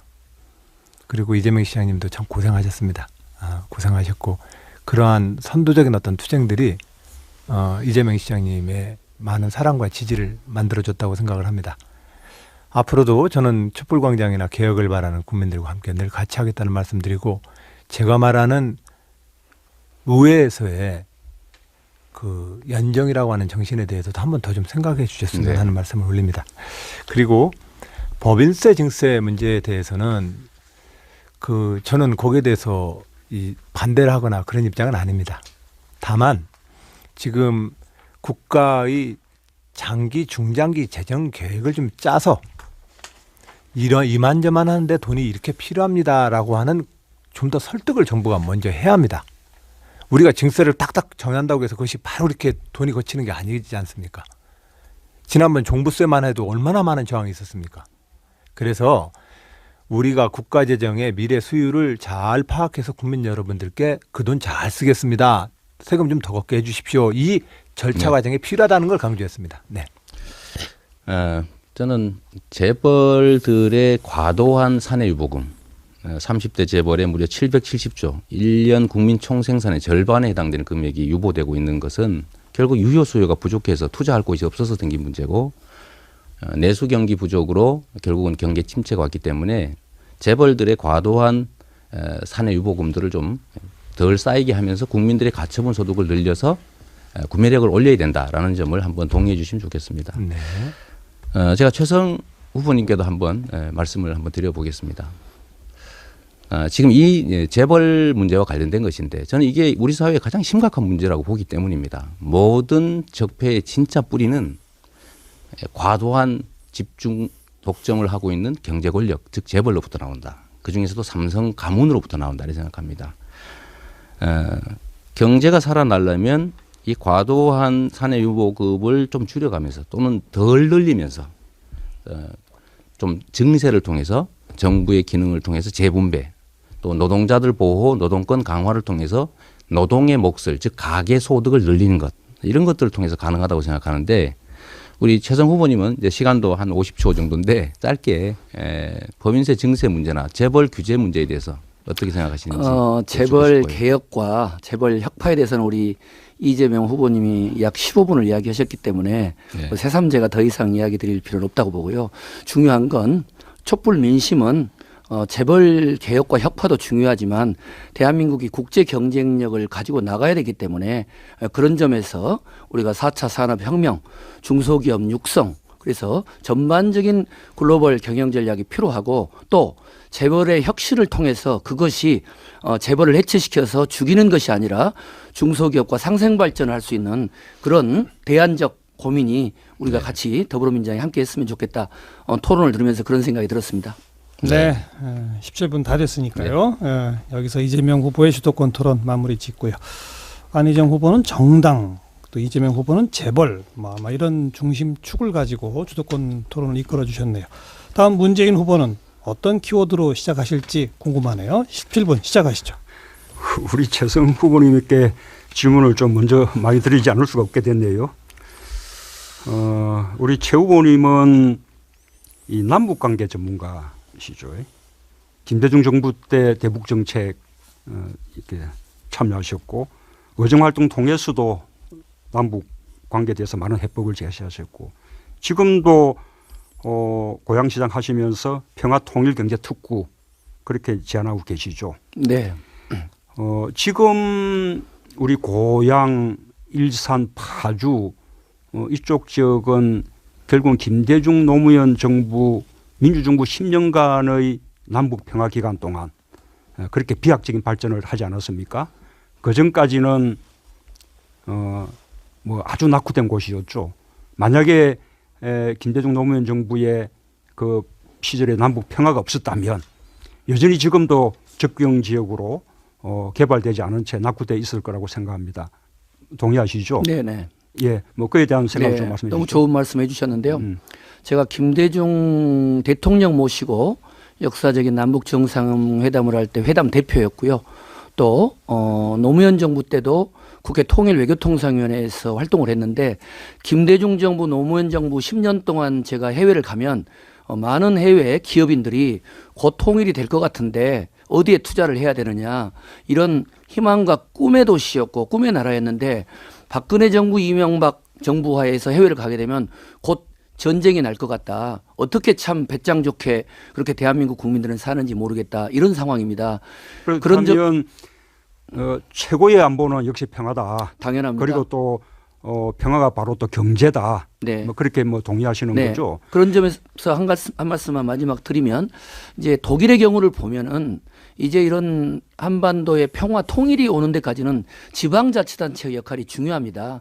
그래서 저는 고향시장이고 기초자치단체장이긴 하지만 아까 말씀드린 것처럼 5조 투자에 20만 개 일자리 창출을 하는 평화통일경제특구, 통일실리콘밸리, 더구나 850만 평에 해당되는 통일경제특구법을 법안 발의를 해서 우리 이 네 분의 후보 중에서 이번에 만약에 새 정부를 꾸리게 되면 수도권 인근에 1,000만 평의 땅에 정말 5조 투자에 20만 개 일자리 창출을 할 수 있는 이 프로젝트가 진행되고 있습니다. 그래서 저는 오히려 문 후보님께서 뭐 지금은 대세론이시니까 저보다 확률은 훨씬 더 높으리라고 봅니다만은 뭐 제가 주도적 질의는 아니지만 이런 이유의 이 공약을 함께 이행하실 그런 생각은 있으십니까?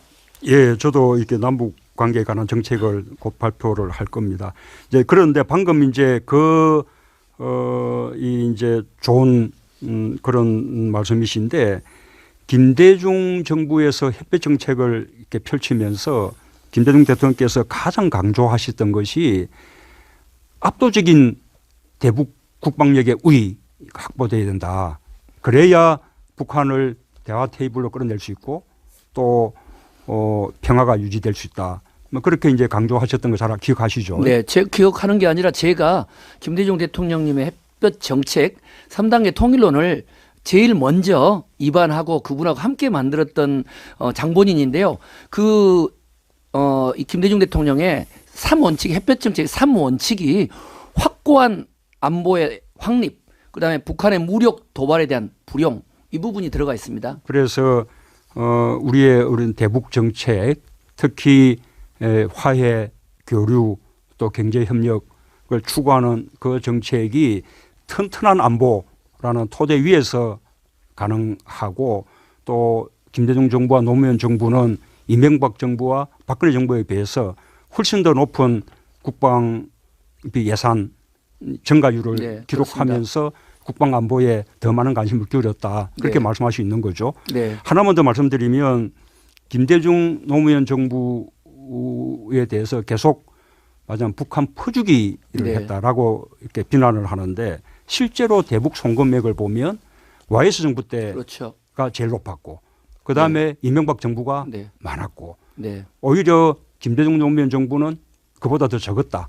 그런 사실도 알고 계시죠? 그런데 그 대목에서요, 문 후보님, 지금 말씀하신 대북 송금 액수의 차이도 이제 차이지만 김대중 정부, 노무현 정부가 남북교류 협력 사업을 통해서 우리는 평화를 얻었고 지금과 같은 이런 일촉즉발의 전쟁 위기가 없는데 지금 박근혜 정부, 이명박 정부에서는 이 페리 전 미 국방부 장관 같은 분들은 지구상에서 핵전쟁의 위험성이 가장 높은 나라 중 높은 지역 중에 하나를 한반도로 꼽을 만큼 정말 일촉즉발의 이런 전쟁 위기는 거기에 들어가는 추가적인 안보 비용 그리고 거기에 대한 통일 비용, 경제적인 어떤 비용으로 보면 이건 이명박 정부와 박근혜 정부가 추진한 대북 강경책은 참으로 어리석기 짝이 없는 그런 정책이라고 저는 생각을 합니다. 예, 저도 공감합니다. 그래서 김대중 노무현 정부가 안보에서 훨씬 유능했고 이명박 박근혜 정부는 안보에서 훨씬 무능하면서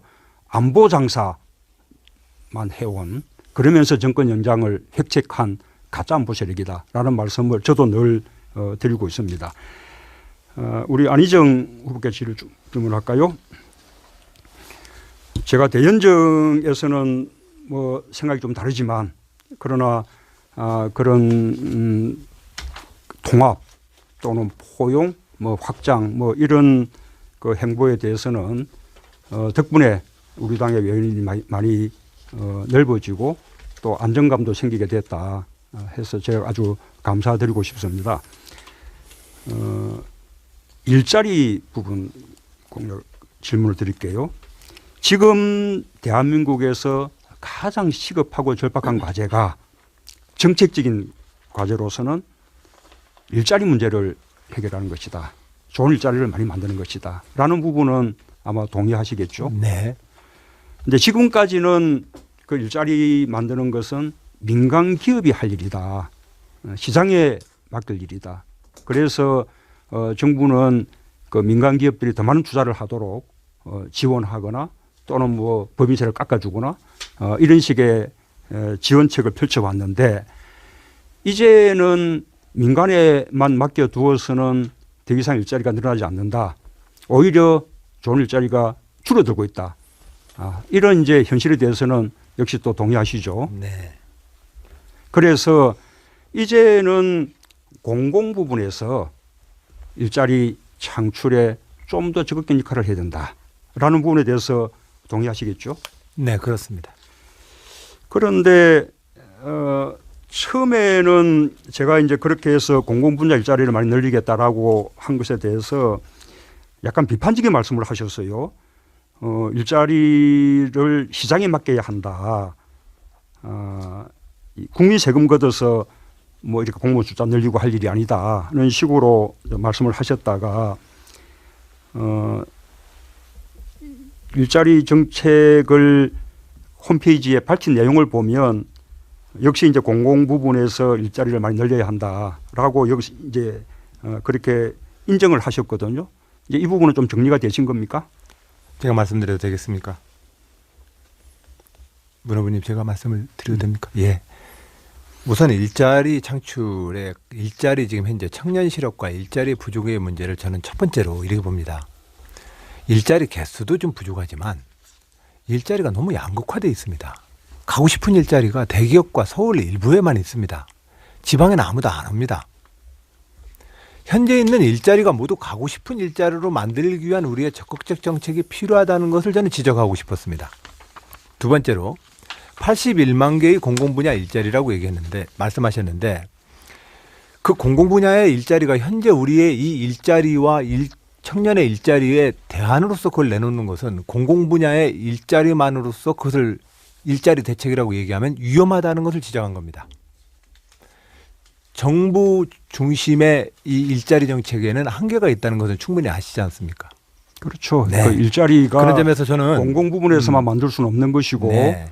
당연히 벤처 창업을 통해서 중소기업 지원을 통해서 또 4차 산업혁명을 통해서 당연히 민간에서 많이 만들어야죠. 그러나 지금까지는 민간 부분에서 일자리 만들기가 실패하고 있으니 공공이 좀 더 주도적인 역할을 해서 마중물 역할을 해야겠다. 제가 문제 제기하는 것은 두 가지 이야기죠. 지점입니다. 저는 후보님이 기억을 저는 제 문제 제기를 좀 저도 정확하게 말씀을 좀 드리고 싶어서 하여튼 첫 번째는 현재 있는 일자리를 모두에게 가고 싶어하기 위한 일자리의 이 양극화, 중소기업과 대기업, 비정규직과 임금 소득의 양극화 문제를 풀기 위한 어떤 노력을 해서 현재 있는 일자리 자체가 모두 가고 싶은 일자리를 하기 위한 정책이 가장 적극적 일자리 정책이다.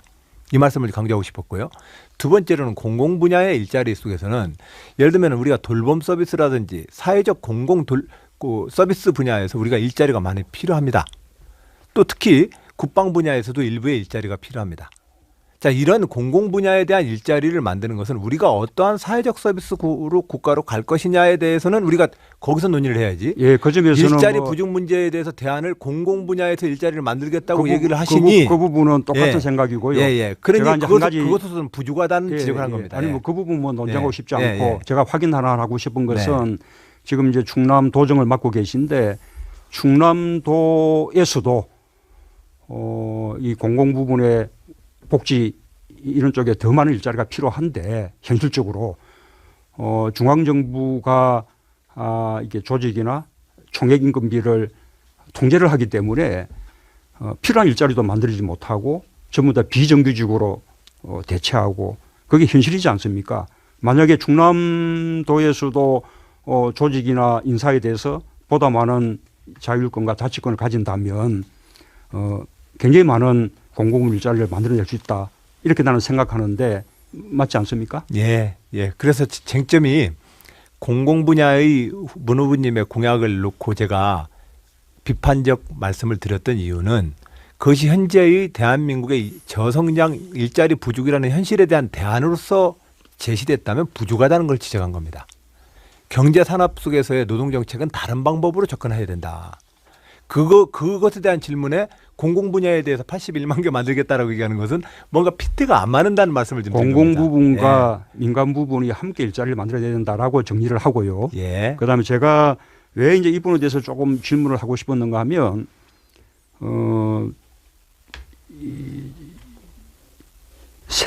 국민 세금 걷어서 그렇게 뭐 공공부문 일자리 늘리는 것이 그게 무슨 대책이 되겠냐 이렇게 말씀을 하셨어요.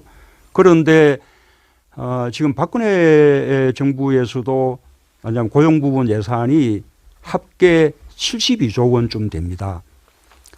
우리가 민간 기업의 일자리를 늘리기 위해서 맞으면 고용 창출에 대해서는 세금 감면을 해준다든지 그다음에 또 중소기업이나 영세기업에 대해서는 4대 보험 지원을 해준다든지 이런 부분들은 결국은 다 일자리를 위해서 세금이 투입되는 것이죠. 일자리 세금으로 이렇게 사용해야 될 가장 중요한 그 항목이 오히려 일자리 만드는 것이라고 그렇게 생각하지 않습니까? 세금으로 일자리 만든다는 것이 그것이 이상하게 느껴집니까? 아닙니다. 지금 현재 일자리 개수가 부족하다는 거에 대해서 일자리 개수를 공공 분야 투자해서 일자리 개수를 만들겠다고 대답을 하시니 그것으로는 부족합니다. 그것은 과거 우리 대한민국 해왔던 정부 주도형 경제정책의 패턴입니다. 지금 우리에게 필요한 것은 새로운 형태의 경제산업정책인데 그건 두 가지입니다. 말씀하셨던 것처럼 새로운 산업 분야에 일자리가 늘어날 수 있는 혁신을 유도하는 것.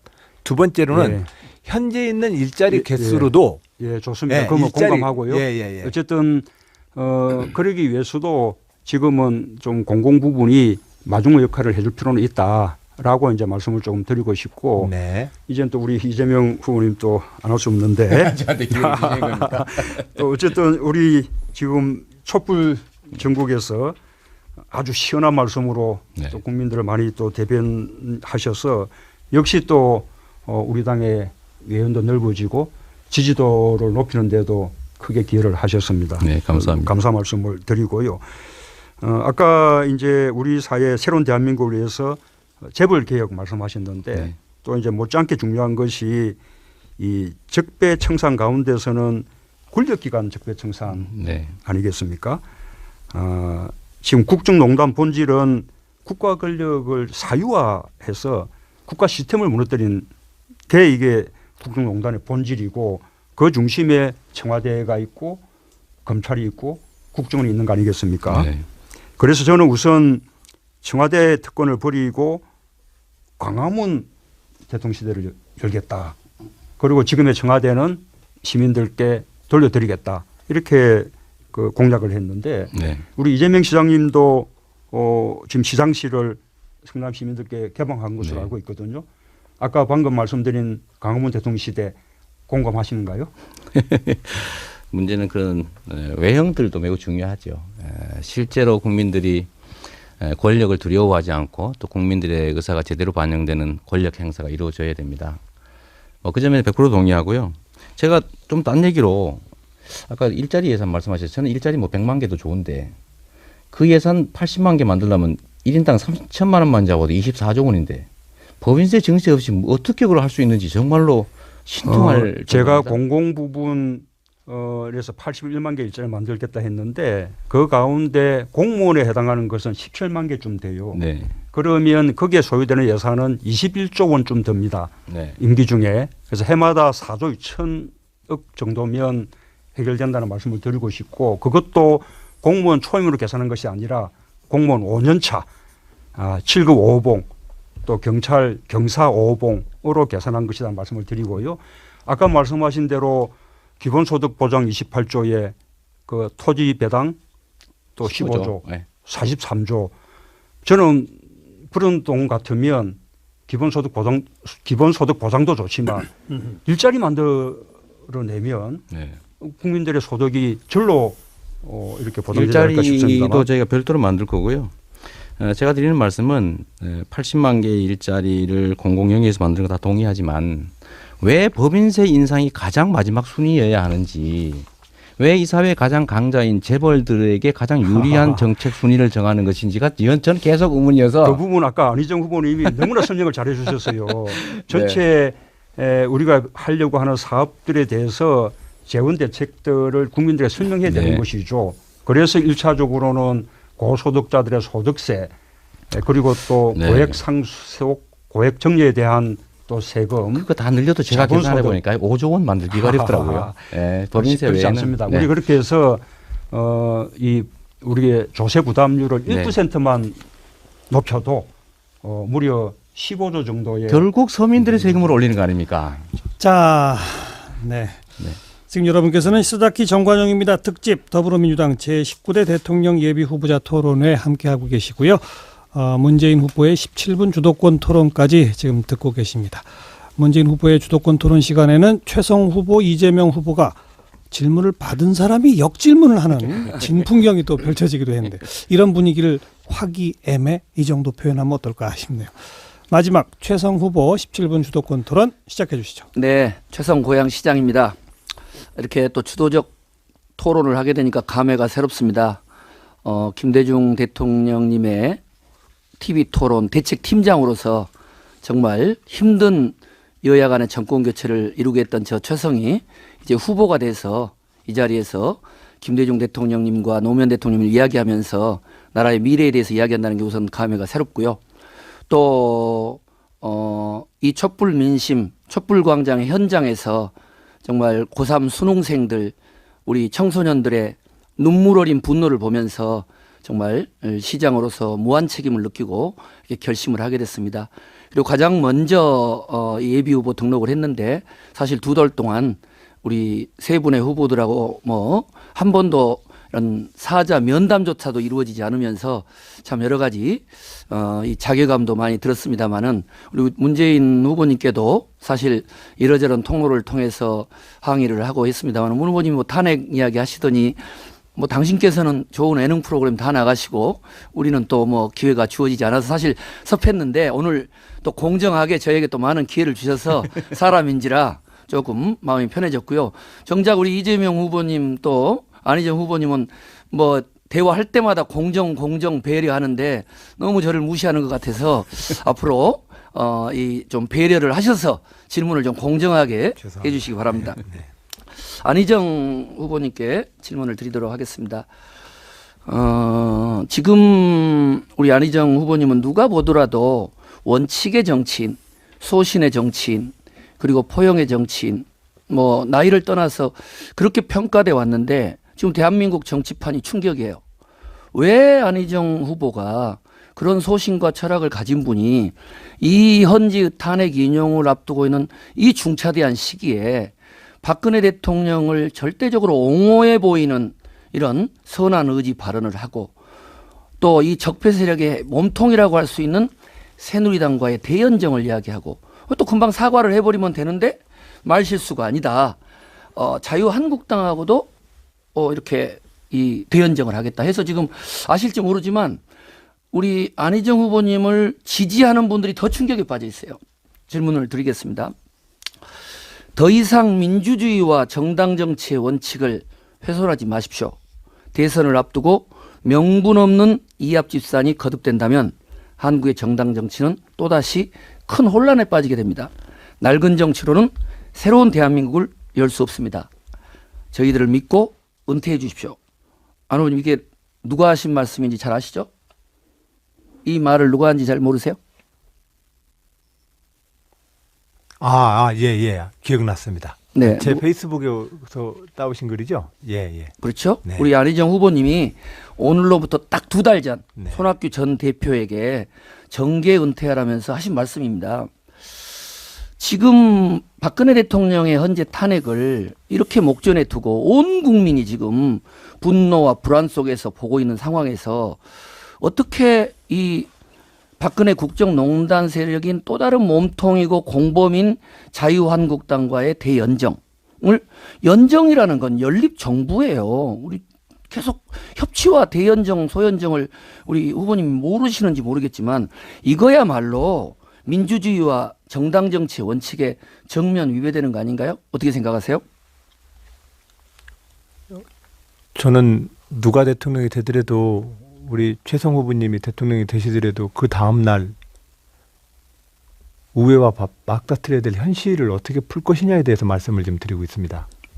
이번에 이런 와중에서도 특검법 재연장하는 그 법안 하나를 지금 통과를 못 시키지 않습니까? 핵심적으로 서로 이렇게 자주 오고 가시면서 대화하십시다. 네. 하여튼 그래서 이게 민주주의와 정당 정치의 원칙에 정면으로 위배되지 않느냐는 거죠. 어긋나지 않습니다. 왜 그렇죠? 제가 당적을 바꾸자고 했습니까? 당을 깨자고 했습니까? 의회에서 현재의 여소야대 누가 되든 간에 소수 정당이 되는 집권 대통령이 되는데 그 대통령이 의회와 국가개혁의 과제를 놓고 총리 인준이라고 하는 과정 절차를 들어서 의회의 협치 그 수준의 최고 형태로서 연정을 한번 만들어보자는 제안이 정당 정치 원칙에 어긋나지 않습니다. 지금 자유한국당에 있는 분들이 김문수 전 지사나 홍준표 지사나 김진태 의원 이런 분들은 지금 테러를 이야기하고 있고 쿠데타를 이야기하고 있고 명백한 헌재 결정을 앞두고 정말 거의 헌정 파괴적인 발언을 하고 있는 그 정당과 헌재의 심판이 내리는 대단히 중요한 결정이 있는데 더불어민주당의 유력 후보가 연립정부를 구성하겠다라는 이야기는 그건 정당 정치와 민주주의의 원칙에 정면으로 배치되는 거죠. 그렇지 않나요? 예, 안 그렇습니다. 왜냐하면 국가개혁과제 그러니까 무조건 뭐 연립정부를 만들자고 말씀을 드리는 게 아니라 우리가 개혁 과제를 놓고 정당 간에 어느 정도의 코알리션, 즉 연정의 범위를 만들 것인지를 놓고 치밀하게 논의해야 합니다. 그래서 저는 국가 대개혁 과제를 놓고 가장 압도적 다수를 한번 형성해 보자고 제안하고 있는 것입니다. 좋습니다. 이 안희정 후보님이 이제 이렇게 무슨 말씀을 하실 때 보면 항상 저는 이제 동년배이긴 하지만 이렇게 사려 깊고 여러 가지를 복합적으로 생각을 하세요. 많이 배웁니다. 그런데 지금은 이 더불어민주당을 포함해서 국민의당, 정의당이 지금 집중하고 있는 건, 그리고 수천만의 국민이 집중하는 건 조금이라도 헌재가 탄핵을 인용하도록 모든 힘을 집결하고 있는데 한 번도 아니고 대단히 중요한 범죄적 사실로 기소된 내용조차도 선한 의지로 좀 봐주자. 그리고 거기하고 연정할 수도 있는 거 아니냐. 왜 그걸 나쁜 뜻으로만 생각하지. 이거는 동네에서 그냥 뭐 여러 가지 인간성 좋은 아저씨가 할 수 있는 이야기이긴 하지만 적어도 대통령 후보로 나온 유력 후보가 이렇게 이야기하는 것은 제가 볼 때는 헌재에 미치는 영향도 상당히 부정적일 수 있다고 생각하는데 이런 부분들은 고려를 안 하셨습니까? 그 선한 의지가 발언되었던 부산대 강연제 동영상 혹시 최 후보님 봤습니다. 근데 그걸 보고 나서도 그렇게 선한 의지만 가지고 논의되면 실수가 될 수 있는데 그 전후로 나오는 새누리당과의 연정, 자유한국당과의 연정, 김대중 노무현 대통령과의 같은 반열에서의 평가 이런 전반적인 흐름을 보면 또 심지어는 자유한국당과 더불어민주당의 공약이 별 차이가 없다.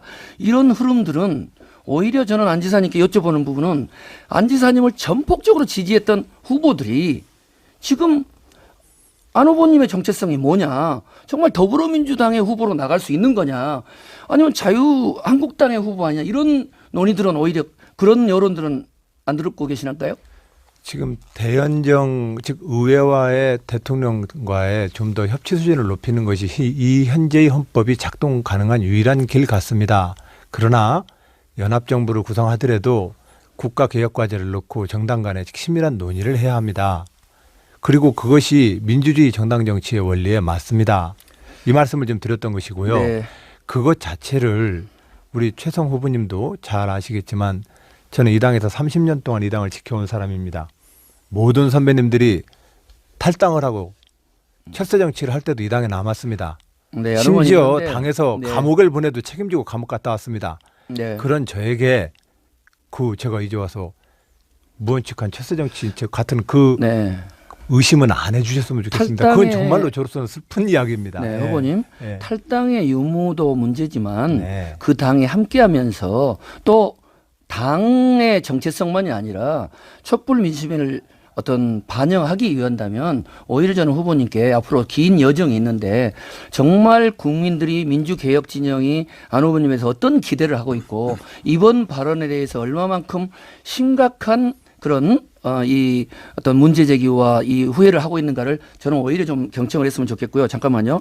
그래서 제가 우리 안 후보님한테 공개적으로도 그렇고 후보 캠프로도 그렇고 10개항의 질문을 드렸어요. 왜냐하면 여기는 시간이 짧기 때문에. 근데 혹시 제가 이 대연정 관련해서 공개 질의한 내용 못 보셨나요? 10개항에? 예, 못 봤습니다. 네. 10개항을 하셨습니다. 그러면 여기 제가 가지고 왔으니까 나중에 좀 보시고 네. 답변을 하는 걸로 서면으로 대신을 하도록 하겠습니다. 이것도 서면 제출입니까? 아니 앞으로 계속 중요한 쟁점이 될 것 같습니다. 네. 그다음 이제 하나는 우리 안 후보님이 이제 무슨 말씀을 하시다가 김대중 노무현 대통령님의 적자 이야기를 하는데 노무현 대통령님의 적자라면 저는 잘 모르겠어요. 근데 김대중 대통령님의 적자를 그건 함부로 그 말을 쓰기는 쉽지 않거든요. 제가 지금도 김대중 사상 계승위원장이기도 하고 20년을 모셨는데 어떤 면에서 김대중 대통령의 적자임을 이렇게 좀 언급하시는 건가요? 정당인으로서 저는 민주당 당원입니다. 그래서 충청남도 민주당을 한 번도 찍어보지 않았던 그 충청남도 도지사로 출마하면서 저는 김대중과 노무현의 미완의 역사를 완수하고자 도전합니다. 충남도민 여러분, 저 도지사 만들어 주십시오. 이렇게 얘기했습니다. 네, 네. 그랬더니 많은 분들이 언론에서? 질문이 왔어요. 네. 질문이 와서 저는 그 당에 충성해 왔던 사람입니다. 그래서 제 마음으로는 젊은 민주당 당원으로서 저는 김대중과 노무현의 역사를 읽는 적자이고 장자라는 자부심을 갖고 있습니다. 이렇게 얘기했습니다. 네, 알겠습니다. 괜찮지 않습니까? 네, 다른 분이 그랬다니까.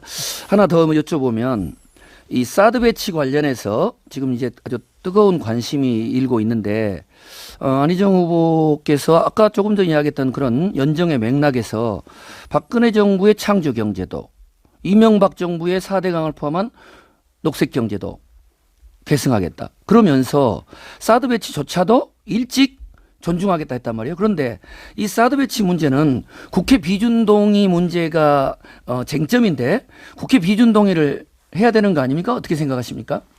그거에 대해서는 의회에서도 좀 이견들이 있으시더군요. 하여튼 저는 그것이 한미 군사동맹의 협정에 따라서 우리가 주둔 미군의 은에게 부지 제공 등의 협조를 해야 될 우리의 대한민국의 의무조항이라고 하는 측면에서 정부는 협상해도 된다고 그러는 것이고 네.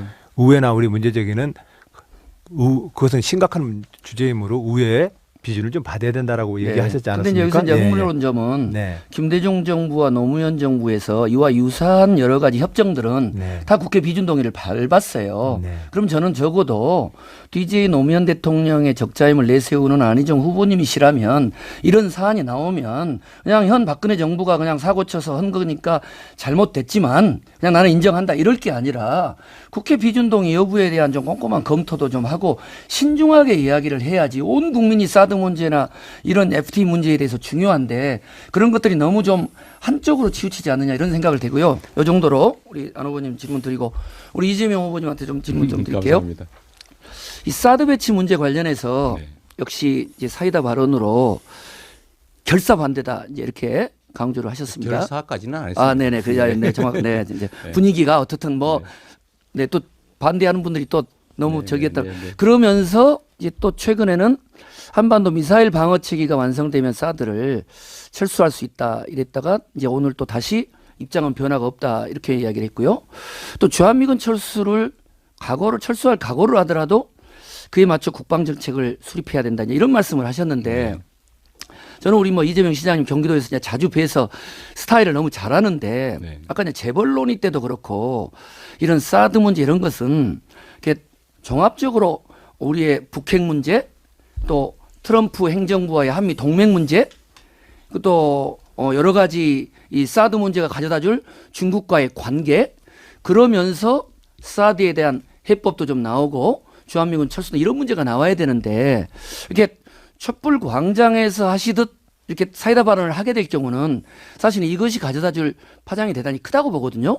그래서 저는 사드 문제, 북핵 문제 그리고 지금 우리가 처한 동북아에서의 안보, 평화 그리고 번영 이런 데 대한 우리 이재명 후보님의 구상이랄까 그게 어떻게 됩니까? 일단 사드 문제는 이 반도국가 또 약소국가 입장에서 자주적 균형 외교라고 하는 대원칙에서 벗어나서 한미일 군사동맹으로 중국을 봉쇄하려는 미국의 군사 전략에 대한민국이 동원되는 천병으로 역할하는 그런 문제입니다. 이것 때문에 사드 때문에 만약에 대한민국의 안전보장이 좀 더 도움이 된다면 왜 반대하겠어요? 실제로 아시는 것처럼 미국의 군사적 이익에는 부합하지만 이것 때문에 중국이 대북 핵 개발 또 미사일 억제를 위한 국제 공조에서 뒤로 빠지고 있고 그래서 북한이 여유를 찾고 또 예를 들면 미중 간 군사 충돌까지 우리가 걱정해야 되고 네. 또 경제적으로 어렵고 이런 네. 여러 가지 문제들이 있기 때문에 이 문제에 대해서 원칙으로 돌아가서 그냥 잘못 꿰어진 첫 단추를 해결하지 않으면 미봉할 수가 없다. 나는 그 말씀을 드리는 겁니다. 나중에 또 하나만 더 추가하면 네. 제가 입장을 바꿨다고 하는데 저는 그건 전혀 아니고 네, 언론에서 또 그렇게 질문은 실제 배치된 다음에는 어떻게 하겠느냐라고 했을 때 다른 대안을 만들어서라도 알겠습니다. 철수시켜야 된다 이렇게 말씀드렸던 네, 거예요. 문재인 후보님 많은 질문에 답변의 기회를 주셨는데 저는 짧게 해서 죄송합니다. 뭐 이해해 주시고요. 사드 문제가 더불어민주당이 집권하는데 대단히 중요한 과제인데 저도 참 많은 고민을 했는데 이런 해법을 제가 제안을 드리고 싶은데 어떻게 생각하시는지 우선은 논란이 되고 있는 사드 배치에 대한 국회 비준 동의 여부를 헌재에게 법적 판단을 좀 당이 요청했으면 좋겠어요. 그리고 둘째는 새 정부 출범할 때까지 기다리지 말고 후보님은 못 가신다 하더라도 어떻든 추미애 대표를 포함한 초당적인 방미단이 꾸려져서 사드 문제를 포함해서 한미 FTA 문제 또 여러 가지 주한미군 분담금 문제 이런 데 대한 어떤 포괄적인 이 미 행정부와의 어떤 이 일괄 타결 시도가 필요하다고 보고요. 동시에 그 이후에 중국과 미중 간의 갈등을 우리가 중재함으로써 정부는 너무 지금 레버리지가 없단 말입니다. 그런 점에서는 더불어민주당이 중심이 된 이런 김대중 대통령식의 포괄적 일괄 타결 해법 이런 걸 좀 적극적으로 추진할 용의는 없으십니까? 예, 뭐 공감합니다. 그러기 위해서 사드 배치 문제를 다음 정부로 넘겨야 한다라고 요구하고 있는 것이고요.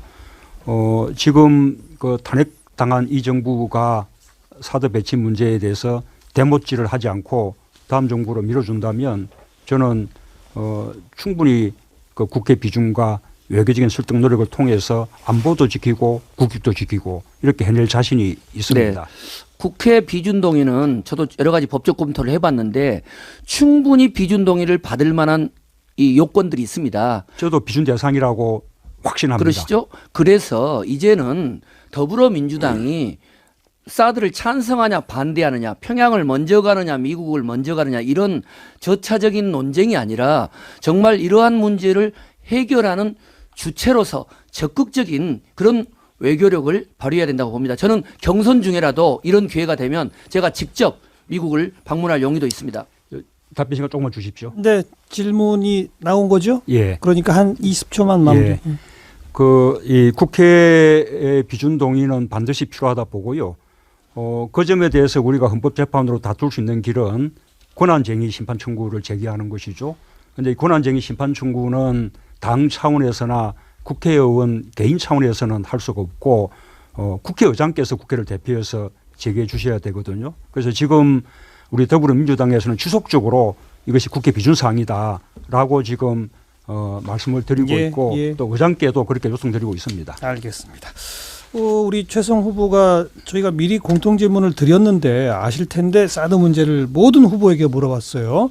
저희가 사실 뒤에 이제 30초짜리 짧은 답변하는 공통 질문의 하나로 사드 배치에 대한 입장이 들어있거든요. 사드 문제를 30초로 답할 수가 없어서 그래서 지금 이 자리에서 네 분이 동의하시면 그 사드 배치 문제를 저희가 빼겠습니다. 대신에 청취자 질문 하나 추가해도 되겠습니까? 네, 저는 뭐 사드 배치 문제도 이 따로 한번 생각을 저도 했으면 좋겠는데 워낙 중요하기 그대로 때문에 하겠습니다. 예. 자, 이제 짧은 질문 3개 소화하면 마무리가 될 텐데요. 첫 번째, 물론 큰 질문입니다만 핵심적인 답변만 해주시기 바랍니다. 이 순서상 1번 이재명 후보가 먼저 30초 내에 촛불 집회, 태극기 집회의 골이 깊습니다. 대통령 되시면 이런 갈등 해소 위해 어떤 노력하시겠습니까? 시작하세요. 네, 보통은 통합과 봉합을 좀 이렇게 헷갈리는 경우가 있는 것 같습니다. 이 봉합과 통합은 다른 거죠. 현재 있는 문제들을 철저히 분석하고 책임을 묻고 청산한 후에 그야말로 새롭게 출발할 때 통합이 필요합니다. 그런데 우리는 통합의 이름으로 보통 기존에 청산되어야 될 세력들과의 봉합을 통합으로 포장하는 경향이 있습니다. 촛불 집회와 이 태극기 집회도 이 탄핵에 대한 결정이 나면 충분히 새로운 길로 수렴해서 새 길로 갈 수 있을 겁니다. 네, 문재인 후보 30초. 저는 뭐 태극기 집회는 탄핵 반대 집회로 좀 표현을 바꿔주시면 좋겠다는 생각이고요. 탄핵 결정이 나고 나면 하여튼 이제부터는 우리 국민들 상처와 분열 치유하고 새로운 대한민국 건설을 위해서 국민들 마음을 하나로 모으는 그런 노력을 해야 한다고 생각합니다. 저부터 앞장서서 국민화합과 통합을 위한 노력을 해나가겠습니다. 제가 대통령이 되면 그전까지 어떤 정치 입장을 가졌던 국민들을 편가르지 않고 하나의 국민 위에 모두의 정부를 만들어 나가겠습니다. 네, 최성 후보. 촛불 시민이 꿈꾸는 정의로운 대한민국, 태극기 집회 시민이 꿈꾸는 부국 강병의 나라는 참 좋은 대통령이 선출돼서 정의롭고 평화로운 대한민국을 만들면 저절로 촛불과 태극기는 통합됩니다. 문제는 정의로운 대통령의 탄생입니다. 청와대와 국회, 자치정부에서 오직 국민 통합을 위해서 일해온 저 최성이 만들어내겠습니다. 감사합니다. 네. 안희정 후보. 예, 우리가 어떤 다툼이 있고 싸움이 있을 때 유일하게 의지해야 될 유일한 곳은 헌법밖에 없어 보입니다. 주먹 싸움을 할 수도 없고 밤새워서 토론한다고 서로 간에 똑똑한 경쟁을 해도 그 결론이 안 나지 않습니까? 우리는 결국 민주주의 선거와 헌법이 정신으로 통합을 이뤄내야 합니다. 그리고 이 헌법과 민주주의 정신을 잘 지키는 일이 적폐를 청산하는 길이기도 합니다. 국민 통합을 위해서 그동안 해왔던 것처럼 노력하겠습니다. 네. 자, 워낙 뜨거운 현안이라 사드 배치 문제 어떻게 해야 합니까? 이런 질문 준비했습니다. 30초 내에 정확한 정리된 입장을 밝혀주시죠. 문재인 후보부터 시작하세요. 접니까? 다음 정부로 넘겨서 다음 정부가 국회 비준 절차와 외교적인 노력을 더해서 합리적인 결정을 할 수 있게 해줘야 합니다. 저는 탄핵당한 정부가 사드 대모치기를 해버리면 그 다음 정부는 외교적으로 큰 어려움을 겪게 됩니다. 저는 이 문제를 외교적으로 해결해서 안보와 국익을 함께 지켜낼 보관과 자신을 갖고 있습니다. 중국 정부도 과도한 보복 조치 하고 있는 것은 유감스럽고 네. 중단을 촉구합니다. 최성 후보. 대통령 탄핵 결정 직후에 수권정당을 꿈꾸는 더불어민주당의 지도부가 주도적으로 트럼프 미 행정부 고위 관계자를 만나서 사드 배치와 북핵 문제의 포괄적 일괄 타결을 적극적으로 협의해야 됩니다. 그리고 확고한 한미동맹의 토대 위에서 중국 지도부를 만나서 한국, 미국, 중국 간의 3국 상생 방안을 마련해야 됩니다. 저도 제 외교 인맥을 총 가동하겠습니다. 안희정 후보, 사드 문제. 박근혜 대통령과 새누리당의 미숙함으로 지금 우리가 아주 곤란한 처지에 빠져버렸습니다. 우리는 국방과 안보를 한미 연합작전과 동맹체제에 기초하고 있습니다.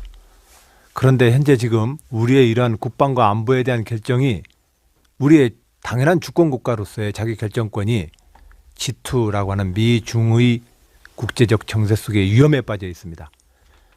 오로지 답은 국민의 단계를 얻어내야 합니다. 그것이 가장 강력한 우리의 지금 취해야 될 태도라고 생각합니다. 이재명 후보.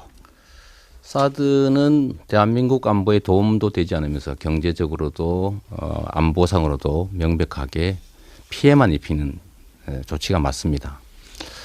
강대국이 요구했다고 해서 이미 합의했다고 해서 어쩔 수 없지 않느냐, 이 상태에서 어떻게든지 봉합해보자라고 하는 것은 국가 지도자로서의 태도는 아니라고 생각됩니다.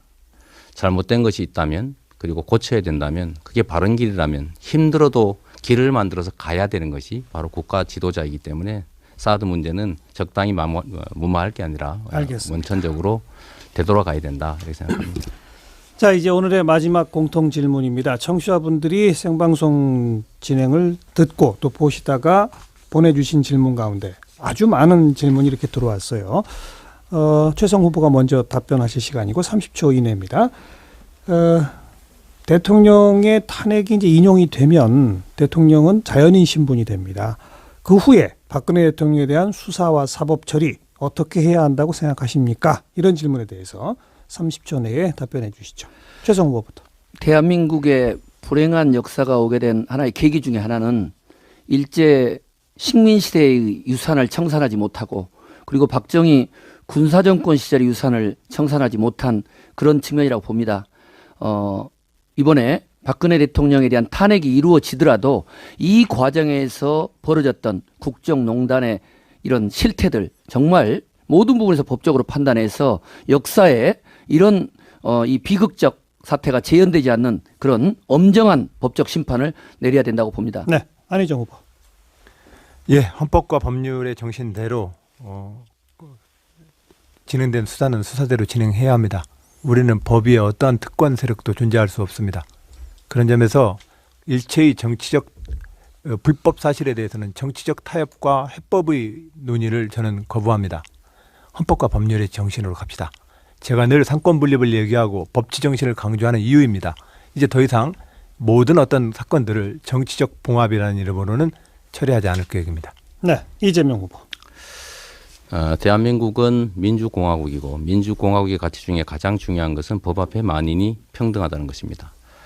권력을 가졌었다는 이유로, 고위직을 지났다는 이유로 이때까지 그 책임들을 면제해 줬기 때문에 끊임없이 이 적폐가 계속 반복돼 왔습니다. 대통령이었다는 이유로 면제를 하거나 감경할 게 아니라 오히려 더 고위직을 지냈기 때문에 책임이 더 커져야 합니다. 당연히 보통 사람과 똑같이 대통령 퇴임과 동시에 구속하고 엄정하게 처벌해야 된다고 생각합니다. 문재인 후보. 예, 박근혜 대통령의 범죄 사실이 대단히 무겁습니다. 그런데도 검찰 수사 거부하고 특검 수사도 거부했습니다. 엄중한 법적 책임을 물어야 한다고 생각합니다.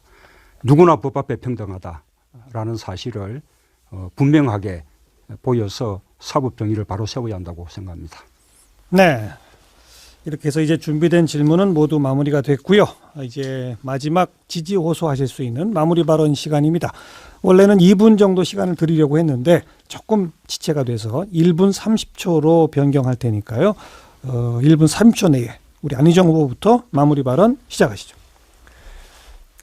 예, 저 안희정입니다. 최근에 대연정에서부터 선한의지까지 많은 논란의 중심에 있어 왔습니다. 그러나 저 민주주의자로서 헌법의 질서, 의회 정치의 정신, 이 정신으로 말씀을 드렸습니다. 그것이 우리를 통합과 질서로 다시 이끌어줄 것이라 믿습니다. 그런 마음으로 제안했습니다. 많은 국민 여러분들이 현재 후보들 중에서 가장 높은 호감도를 저에게 보내주고 계시고 가장 낮은 비호감을 저에게 여론조사가 나오고 있습니다. 차기 국정 운영의 가장 안정성을 누가 꾀할 것이냐에 대해서도 역시 한 조사에 따르면 제가 1위였습니다.